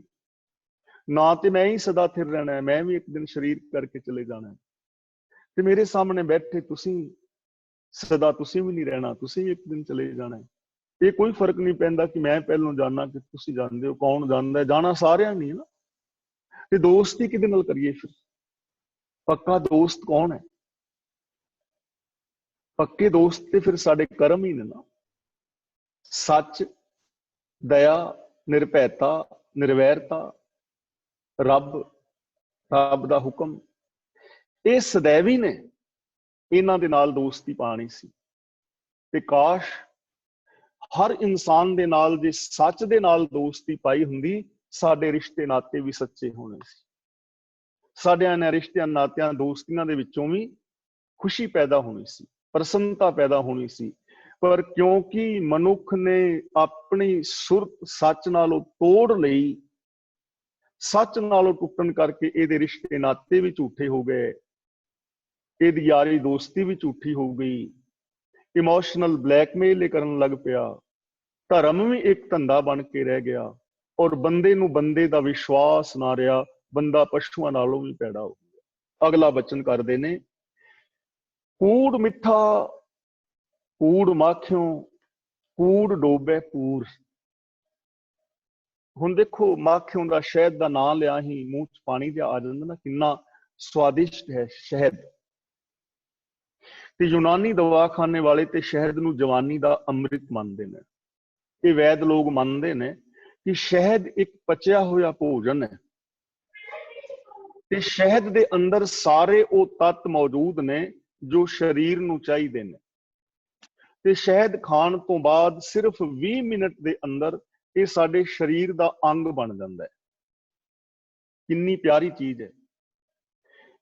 ਕੂੜ ਮਿੱਠਾ ਕੂੜ ਮਾਖਿਓ, ਜਿਹੜਾ ਝੂਠ ਹੈ ਨਾ, ਜੋ ਨਾਸ਼ਵਾਨ ਪਦਾਰਥ ਨੇ ਜਾਂ ਝੂਠ ਹੈ, ਮਨੁੱਖ ਨੂੰ ਮਿੱਠਾ ਲੱਗਦਾ ਹੈ, ਮਾਖਿਓ ਵਰਗਾ। ਸੱਚ ਦੇ ਨਾਲ ਜੁੜ ਕੇ ਰਾਜੀ ਨਹੀਂ। ਹੁਣ ਤੁਸੀਂ ਧਰਮ ਦੀ ਦੁਨੀਆ ਵਿੱਚ ਵੇਖ ਲਓ, ਸੱਚ ਬੋਲ ਕੇ ਵੇਖ ਲਓ, ਲੋਕ ਤੁਹਾਡੇ ਗੱਲ ਪੈ ਜਾਣਗੇ। ਜੇ ਕੋ ਬੋਲੇ ਸੱਚ ਕੂੜਾ ਜਲ ਜਾਵਈ, ਸੱਚ ਬੋਲਦੇ ਹੋ ਝੂਠਾ ਬੰਦਾ ਸੜ ਬਲ ਕੇ ਸਵਾ ਹੋ ਜਾਏਗਾ। ਸਾਚ ਕਹੇ ਤੇ ਛੋ ਆਵੇ, ਗੁਰੂ ਜੀ ਕਹਿੰਦੇ ਨੇ ਸਾਚ ਕਹੇ ਤੇ ਛੋ ਆਵੇ। ਛੋ ਦਾ ਮਤਲਬ ਗੁੱਸਾ। ਤੁਸੀਂ ਸੱਚ ਬੋਲੋ, ਜਿਹੜਾ ਤੁਹਾਡੇ ਸਾਹਮਣੇ ਖਲੋਤਾ ਹੈ ਉਹ ਕ੍ਰੋਧ ਦੇ ਅੰਦਰ ਲਾਲ ਪੀਲਾ ਹੋ ਜਾਏਗਾ, ਕਤਲ ਤੱਕ ਕਰ ਸਕਦਾ ਹੈ ਬੰਦਾ। ਸਾਚ ਕਹੇ ਸੋ ਵਿਖੇ ਸਮਾਨੇ, ਜਿਹੜਾ ਸੱਚ ਬੋਲਦਾ ਹੈ ਉਹ ਜ਼ਹਿਰ ਵਰਗਾ ਲੱਗਦਾ ਹੈ। ਨਿੱਕੀ ਜੀ ਗੱਲ ਕਰੋ ਨਾ, ਲੋਕ ਝੱਟ ਕਹਿਣ ਲੱਗ ਜਾਂਦੇ ਨੇ ਬਾਬਿਆਂ ਦੀ ਨਿੰਦਿਆ ਨਾ ਕਰੋ। ਸੱਚ ਕਹੋ ਸਹੀ, ਨਾਲ ਦੇ ਨਾਲ ਤੁਹਾਡੇ ਗੱਲ ਪੈ ਜਾਣਗੇ। ਸੱਚ ਦੇ ਨਾਲ ਪਿਆਰ ਨਹੀਂ, ਤੇ ਝੂਠ ਜਿਹੜਾ ਬੰਦੇ ਨੂੰ ਮਾਖਿਓ ਵਰਗਾ ਮਿੱਠਾ ਲੱਗਦਾ ਹੈ। ਕੂੜ ਡੋਬੇ ਪੂਰ, ਇਸ ਝੂਠ ਨੇ ਪੂਰਾਂ ਦੇ ਪੂਰ ਡੋਬੇ ਨੇ। ਡੋਬੇ ਦਾ ਮਤਲਬ ਮੌਤ ਦੇ ਘਾਟ ਉਤਾਰੇ ਨੇ। ਮੌਤ ਦਾ ਮਤਲਬ ਆਤਮਿਕ ਮੌਤ। ਪੂਰਾਂ ਦੇ ਪੂਰ ਝੂਠ ਕਰਕੇ ਆਤਮਿਕ ਮੌਤੇ ਮਰ ਗਏ ਨੇ। ਇਨਸਾਨੀਅਤ ਮਾਰ ਬੈਠੇ ਨੇ। किवें मर गए ने पूरां दे पूर। जिवें मैं रोज बेनती कर रहा, एक बंदा रिश्वत लैंदा है, रिश्वत लैके हक गवांदा है, किसी दा ते मर गया ना, इंसानियत मर गई अंदरों। ਜਦੋਂ ਅਸੀਂ ਦਾਜ ਦਹੇਜ ਧੀਆਂ ਵਾਲਿਆਂ ਤੋਂ ਮੰਗ ਕੇ ਲੈਨੇ ਆ, ਮੂੰਹ ਮੰਗੇ ਵੀ ਇੰਨੀਆਂ ਮਿਲਣੀਆਂ ਚਾਹੀਦੀਆਂ ਨੇ, 25 ਮਿਲਣੀਆਂ ਨੇ, ਤੇ ਬੰਦਾ ਮਰ ਕੇ ਹੀ ਮੰਗ ਸਕਦਾ ਨਾ। 4-4 ਮਾਸੇ ਦੀਆਂ ਛਾਪਾਂ ਯਾਰ ਕੀ ਕਰਦੇ ਹੋ ਪਵਾ ਕੇ, ਅਗਲੇ ਦਾ ਕਾਨ ਹੋ ਜਾਂਦਾ ਹੈ। ਤੇ ਬੰਦਾ ਮਰੇਗਾ, ਆਤਮਕ ਮੌਤ ਮਰੇਗਾ, ਜ਼ਮੀਰ ਮਰੇਗੀ ਤੇ ਮੰਗੇਗਾ ਨਾ। ਵਿਚਾਰੀ ਬੱਚੀ ਆਪਣੀ ਮਾਂ-ਬਾਪ ਨੂੰ ਛੱਡ ਕੇ ਤੁਹਾਡੇ ਘਰ ਆ ਰਹੀ ਹੈ, ਭੈਣ ਭਰਾ ਨੂੰ ਛੱਡ ਕੇ ਤੁਹਾਡੇ ਘਰ ਆ ਰਹੀ ਹੈ। ਜਾਤਾਂ ਗੋਤਾਂ ਨੂੰ ਸਿੱਖ ਨਹੀਂ ਮੰਨਦਾ, ਪਰ ਫਿਰ ਵੀ ਜੋ ਲੋਕ ਨੇ, ਉਹ ਧੀ ਜਿਹੜੀ ਉਹ ਆਪਣੀ ਗੋਤ ਨੂੰ ਛੱਡ ਕੇ ਤੁਹਾਡੀ ਗੋਤ ਆਪਣੇ ਨਾਮ ਪਿੱਛੇ ਲਾ ਲੈਂਦੀ ਹੈ। ਉਹਨੇ ਸੁਹਾਗ ਤੁਹਾਡੇ ਨਾਮ ਦਾ ਭਰਿਆ ਹੈ, ਬੱਚੇ ਜਿਹਨੇ ਨੇ ਉਹ ਤੁਹਾਡੇ ਨਾਮ ਦੇ ਉੱਤੇ ਪੈਦਾ ਹੋਣੇ ਨੇ। 40-50 ਸਾਲ ਜੋ ਤੁਹਾਡੇ ਘਰ ਵਿੱਚ ਰਹਿਣਾ, ਬਰਤਨ ਤੁਹਾਡੇ ਉਹਨੇ ਮਾਂਜਣੇ ਨੇ, ਤੇ ਕੀ ਤੁਸੀਂ ਉਹਨੂੰ ਇੱਕ ਫਰਿੱਜ ਨਹੀਂ ਲੈ ਕੇ ਦੇ ਸਕਦੇ? ਕਹਿਣ ਤੋਂ ਭਾਵ ਬੰਦਾ ਮਰਦਾ ਹੈ, ਜਦੋਂ ਆਤਮਕ ਮੌਤੇ ਮਰਦਾ ਹੈ, ਉਦੋਂ ਹੀ ਇਹ ਕੰਮ ਕਰਦਾ ਹੈ ਨਾ। ਜਦੋਂ ਬੰਦਾ ਕਿਸੇ ਦੀ ਬੇਗਾਨੀ ਧੀ ਭੈਣ ਨੂੰ ਮਾੜੀ ਨਜ਼ਰ ਨਾਲ ਤੱਕਦਾ ਹੈ, ਤੇ ਅੰਦਰੋਂ ਮਰੇਗਾ ਤੇ ਤੱਕੇਗਾ ਨਾ। ਪੂਰਾਂ ਦੇ ਪੂਰ ਡੁੱਬ ਗਏ ਨੇ ਇਸ ਝੂਠ ਕਰਕੇ, ਆਉਣ ਵਾਲੀਆਂ ਪੀੜ੍ਹੀਆਂ ਦਾ ਬੇੜਾ ਡੁੱਬ ਜਾਂਦਾ ਹੈ। ਪਿੱਛੇ ਪੂਰਾਂ ਦੇ ਪੂਰ ਡੁੱਬੇ ਨੇ, ਜਿਹੜੇ ਇਨਸਾਨੀਅਤ ਤੋਂ ਦੂਰ ਚਲੇ ਗਏ। ਅੱਜ ਝੂਠ ਕਰਕੇ ਪੂਰਾਂ ਦੇ ਪੂਰ ਡੁੱਬ ਰਹੇ ਨੇ। ਤਾਂ ਗੁਰੂ ਜੀ ਕਹਿੰਦੇ ਨੇ, ਇਸ ਮਨੁੱਖ ਨੂੰ ਝੂਠ ਸ਼ਹਿਦ ਵਰਗਾ ਮਿੱਠਾ ਲੱਗਦਾ ਹੈ, ਤੇ ਇਸ ਸ਼ਹਿਦ ਵਰਗੇ ਮਿੱਠੇ ਕੂੜ ਨੇ, ਝੂਠ ਨੇ ਪੂਰਾਂ ਦੇ ਪੂਰ ਖਤਮ ਕਰ ਦਿੱਤੇ ਨੇ। ਯਾਨੀ ਪੂਰਾਂ ਦੇ ਪੂਰ ਆਤਮਕ ਮੌਤੇ ਮਰ ਗਏ ਨੇ। ਨਾਨਕ ਵਖਾਣੇ ਬੇਨਤੀ ਤੁਧ ਬਾਜ ਕੂੜੋ ਕੂੜ। ਗੁਰੂ ਜੀ ਕਹਿੰਦੇ ਨੇ, ਮੈਂ ਬੇਨਤੀ ਕਰਨਾ ਹੈ ਪ੍ਰਭੂ, ਤੇਰੇ ਤੋਂ ਬਿਨਾਂ ਸਭ ਕੂੜ ਹੀ ਕੂੜ ਹੈ। ਜੇ ਤੇਰਾ ਲੜ ਛੱਡ ਦਿੱਤਾ ਜਾਏ ਨਾ, ਬਾਕੀ ਸਭ ਕੂੜ ਰਹਿ ਜਾਂਦਾ ਹੈ। ਕਿਉਂਕਿ ਪ੍ਰਭੂ ਸदैव ਹੈ, ਉਹਦੇ ਗੁਣ ਸਦਾ ਨੇ। ਸਤਨਾਮ ਰੱਬ ਦਾ ਨਾਮ ਹੈ ਨਾ, ਸਤਨਾਮ ਤੇਰਾ ਪਰਾ ਪੂਰਬਲਾ। ਇਹ ਸੱਚਾਈ ਹਮੇਸ਼ਾ ਹੈ, ਦਇਆ ਹਮੇਸ਼ਾ ਹੈ, ਪ੍ਰੇਮ ਹਮੇਸ਼ਾ ਹੈ, ਨਿਰਭੈਤਾ ਨਿਰਵੈਰਤਾ ਇਹ ਜੀਵਨ ਹੈ। ਤੇ ਇਹਨਾਂ ਗੁਣਾਂ ਤੋਂ ਬਿਨਾਂ ਸਭ ਝੂਠ ਹੀ ਝੂਠ ਹੈ। ਸੱਚ ਨੂੰ ਛੱਡ ਕੇ, ਨਿਰਭੈਤਾ ਨਿਰਵੈਰਤਾ ਨੂੰ ਛੱਡ ਕੇ ਬਾਕੀ ਸਭ ਕੁਝ ਕੂੜ ਹੀ ਕੂੜ ਹੈ। ਇਸ ਲਈ ਗੁਰੂ ਜੀ ਸਾਨੂੰ ਇਸ ਸ਼ਲੋਕ ਰਾਹੀਂ ਸਮਝਾ ਰਹੇ ਨੇ ਕਿ ਚਾਹੇ ਰਾਜਾ ਹੈ, ਪ੍ਰਜਾ ਹੈ, ਮੀਆਂ ਹੈ, ਬੀਬੀ ਹੈ, ਅਮੀਰ ਹੈ, ਗਰੀਬ ਹੈ, ਪੜ੍ਹਿਆ ਹੈ, ਅਨਪੜ੍ਹ ਹੈ, ਜੇ ਉਹਨੇ ਸੱਚ ਨੂੰ ਛੱਡ ਦਿੱਤਾ ਨਾ, ਤਾਂ ਉਹਦੀ ਆਤਮਕ ਮੌਤ ਹੋ ਜਾਏਗੀ। ਜੇ ਕੂੜ ਦੇ ਨਾਲ ਆਪਣਾ ਸੰਬੰਧ ਜੋੜ ਲੋਗੇ, ਤੁਸੀਂ ਆਪਣੇ ਜੀਵਨ ਦੇ ਰਾਸਤੇ ਤੋਂ ਭਟਕ ਜਾਓਗੇ। ਇਸ ਲਈ ਰੱਬ ਸदैव ਹੈ, ਰੱਬ ਦਾ ਰਜਾ ਭਾਣਾ ਸदैव ਹੈ, ਰੱਬ ਦੇ ਗੁਣ ਸदैव ਨੇ। ਉਹਦੇ ਤੋਂ ਬਿਨਾਂ ਸਾਰਾ ਕੁਝ ਵਿਅਰਥ ਹੈ, ਸਾਰਾ ਕੁਝ ਆਤਮਕ ਮੌਤ ਲਿਆਉਣ ਵਾਲਾ ਹੈ। ਹੁਣ ਅਗਲੇ ਸ਼ਲੋਕ ਵਿੱਚ ਗੁਰਦੇਵ ਪਾਤਸ਼ਾਹ ਸਾਨੂੰ ਸੱਚ ਬਾਰੇ ਦੱਸ ਰਹੇ ਨੇ ਕਿ ਜੇ ਕੋਈ ਸੱਚ ਨੂੰ ਜਾਣਨਾ ਚਾਹੇ ਤਾਂ ਕਿਵੇਂ ਜਾਣਿਆ ਜਾ ਸਕਦਾ ਹੈ ਕਿ ਇਸ ਬੰਦੇ ਨੇ ਸੱਚ ਨੂੰ ਜਾਣ ਲਿਆ। ਵੈਸੇ ਤੇ ਅਸੀਂ ਸਾਰੇ ਹੀ ਕਹਿੰਦੇ ਹਾਂ ਵੀ ਸੱਚ ਬੋਲੋ, ਮੈਂ ਵੀ ਕਹਿਣਾ, ਤੁਸੀਂ ਵੀ ਕਹਿੰਦੇ ਹੋ, ਹੋਰ ਵੀ ਕਹਿੰਦੇ ਨੇ, ਥਾਂ ਥਾਂ ਤੇ ਲਿਖਿਆ ਹੁੰਦਾ ਹੈ ਸੱਚ ਬੋਲੋ। ਸੱਚ ਕੀ ਹੈ? ਸੱਚ ਤਾਂ ਪਰ ਜਾਣਿਆ ਜਾਂ ਹਿਰਦਾ ਸੱਚਾ ਹੋਵੇ। ਸੱਚ ਨੂੰ ਤਾਂ ਜਾਣਿਆ ਜਾ ਸਕਦਾ ਹੈ ਜੇ ਹਿਰਦਾ ਸੱਚਾ ਹੋਵੇ। ਹਿਰਦੇ ਦਾ ਮਤਲਬ ਮੈਂਟੈਲਿਟੀ, ਮਾਨਸਿਕਤਾ। ਜੇ ਮਾਨਸਿਕਤਾ ਸੱਚੀ ਨਹੀਂ, ਜੇ ਇਰਾਦਾ ਸੱਚਾ ਨਹੀਂ, ਤਾਂ ਤੁਹਾਡਾ ਸੱਚ ਵੀ ਬੜਾ ਖਤਰਨਾਕ ਹੋਗਾ। ਗੰਗੂ ਹੈ, ਬੋਲਦਾ ਤੇ ਸੱਚ ਹੈ ਕਿ ਛੋਟੇ ਸਾਹਿਬਜ਼ਾਦੇ ਔਰ ਮਾਤਾ ਜੀ ਮੇਰੇ ਘਰ ਵਿੱਚ ਨੇ, ਗੱਲ ਤੇ ਸੱਚੀ ਕਹਿ ਰਿਹਾ, ਪਰ ਇਰਾਦਾ ਉਹਦਾ ਸੱਚਾ ਨਹੀਂ, ਮਾਨਸਿਕਤਾ ਸੋਚ ਸੱਚੀ ਨਹੀਂ। ਇਰਾਦਾ ਇਹ ਹੈ ਕਿ ਇਹਨਾਂ ਤਿੰਨਾਂ ਨੂੰ ਮੌਤ ਦੇ ਮੂੰਹ ਵਿੱਚ ਪਵਾ ਕੇ ਤੇ ਆਪਣੇ ਬੱਚਿਆਂ ਲਈ ਇਨਾਮ ਲਿਆਵਾਂ। ਇਸ ਲਈ ਗੰਗੂ ਦਾ ਸੱਚ ਸੱਚ ਨਹੀਂ ਹੈ, ਕਿਉਂਕਿ ਇਰਾਦਾ ਸੱਚਾ ਨਹੀਂ ਨਾ, ਮਾਨਸਿਕਤਾ ਸੱਚੀ ਨਹੀਂ।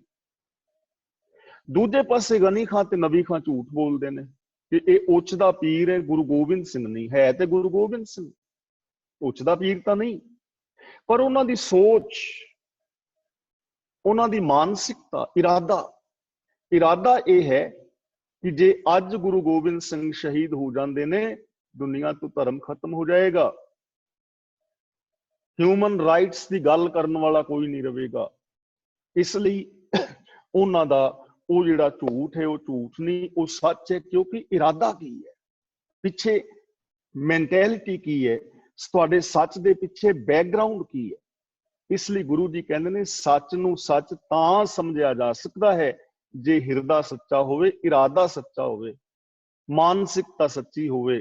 ਜੇ ਮਾਨਸਿਕਤਾ ਸੱਚੀ ਨਹੀਂ ਤਾਂ ਸੱਚ ਵੀ ਬੜਾ ਖਤਰਨਾਕ ਹੋਏਗਾ। ਕੂੜ ਕੀ ਮਲ ਉਤਰੈ ਤਨ ਕਰੇ ਹੱਛਾ ਤੋਏ। ਜਦੋਂ ਸੱਚ ਹਿਰਦੇ ਵਿੱਚ ਵਸ ਜਾਂਦਾ ਨਾ, ਮੈਂਟੈਲਿਟੀ ਵਿੱਚ, ਸੋਚ ਵਿੱਚ, ਤਾਂ ਫਿਰ ਕੀ ਹੁੰਦਾ, ਕੂੜ ਕੀ ਮਲ ਉਤਰੈ, ਫਿਰ ਅੰਦਰੋਂ ਕੂੜ ਦੀ, ਝੂਠ ਦੀ ਮੈਲ ਉਤਰ ਜਾਂਦੀ ਹੈ।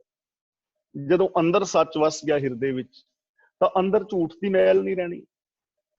ਤਨ ਕਰੇ ਹੱਛਾ ਧੋਏ, ਫਿਰ ਉਹ ਜਿਹੜਾ ਅੰਦਰਲਾ ਸੱਚ ਹੈ ਨਾ, ਉਹ ਤਨ ਨੂੰ ਵੀ ਧੋ ਕੇ ਚੰਗਾ ਕਰ ਦੇਵੇਗਾ।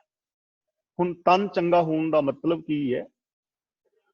ਜ਼ਬਾਨ ਵਿੱਚ ਵੀ ਸੱਚ ਆ ਜਾਏਗਾ। ਪਹਿਲਾਂ ਜ਼ਬਾਨ ਝੂਠ ਬੋਲਦੀ ਸੀ। ਸੂਚੀ ਪਈ ਰਸਨਾ ਨਾਮ ਕਹਿਤ ਗੋਬਿੰਦ ਕਾ। ਅਸੀਂ ਲੰਗਰ ਪਾਣੀ ਛਕੀਏ ਨਾ, ਲੋਕ ਕਹਿੰਦੇ ਨੇ ਭਾਈ ਜੀ ਹੱਥ ਸੁੱਚੇ ਕਰ ਲਓ। ਪਾਣੀ ਨਾਲ ਹੱਥ ਸੁੱਚੇ ਨਹੀਂ ਹੁੰਦੇ, ਬਿਲਕੁਲ ਵੀ ਨਹੀਂ ਹੁੰਦੇ। ਪਾਣੀ ਦੇ ਨਾਲ ਹੱਥ ਸਾਫ਼ ਹੁੰਦੇ ਨੇ। ਹੱਥ ਸੁੱਚੇ ਹੁੰਦੇ ਨੇ ਕਿਰਤ ਕਰਕੇ, ਹੱਥ ਸੁੱਚੇ ਹੁੰਦੇ ਨੇ ਕਿਸੇ ਦਾ ਸਹਿਯੋਗ ਕਰਕੇ, ਸੇਵਾ ਕਰਕੇ, ਹੈਲਪ ਕਰਕੇ। ਪਾਣੀ ਨਾਲ ਹੱਥ ਸੁੱਚੇ ਨਹੀਂ ਹੁੰਦੇ, ਸਾਫ਼ ਹੁੰਦੇ ਨੇ। ਹੱਥ ਸੁੱਚੇ ਹੁੰਦੇ ਨੇ ਕਿਰਤ ਕਰਕੇ, ਹੱਥ ਸੁੱਚੇ ਹੁੰਦੇ ਨੇ ਸੇਵਾ ਕਰਕੇ। ਮੂੰਹ ਸੁੱਚਾ ਕਰ ਲਓ। ਮੂੰਹ ਸੁੱਚਾ ਪਾਣੀ ਨਾਲ ਨਹੀਂ ਹੁੰਦਾ। ਪਾਣੀ ਨਾਲ ਮੂੰਹ, ਜ਼ਬਾਨ ਕੁਰਲੀ ਕਰਨ ਨਾਲ ਸਾਫ਼ ਹੁੰਦਾ ਹੈ। ਜ਼ਬਾਨ ਸੁੱਚੀ ਹੁੰਦੀ ਹੈ ਸੱਚ ਬੋਲ ਕੇ। ਤਾਂ ਗੁਰੂ ਜੀ ਕਹਿੰਦੇ ਨੇ ਜਦੋਂ ਹਿਰਦੇ ਦੇ ਅੰਦਰ ਸੱਚ ਵਸ ਜਾਏਗਾ, ਸੋਚ ਵਿੱਚ ਸੱਚ ਵਸ ਜਾਏਗਾ, ਅੰਦਰੋਂ ਝੂਠ ਦੀ ਮੈਲ ਉਤਰ ਜਾਏਗੀ। ਇਹ ਤਨ ਦੇ ਕਰਮ ਵੀ ਚੰਗੇ ਹੋ ਜਾਣਗੇ। ਤੇ ਜਿਸ ਦਿਨ ਅੰਦਰ ਵੀ ਸੱਚ ਆ ਗਿਆ ਔਰ ਤਨ ਦੇ ਕਰਮ ਵੀ ਸੱਚੇ ਹੋ ਗਏ, ਬੋਲ ਸੱਚੇ ਹੋ ਗਏ, ਉਸ ਦਿਨ ਇਹ ਦੁਨੀਆ ਸਵਰਗ ਹੋ ਜਾਏਗੀ। ਹੁਣ ਇਹ ਸਾਡੇ ਤੇ ਡਿਪੈਂਡ ਕਰਦਾ ਹੈ ਭਾਈ, ਅਸੀਂ ਆਪਣੇ ਇਸ ਜੀਵਨ ਨੂੰ ਸਵਰਗ ਬਣਾਉਣਾ ਹੈ ਜਾਂ ਨਰਕ ਬਣਾਉਣਾ ਹੈ।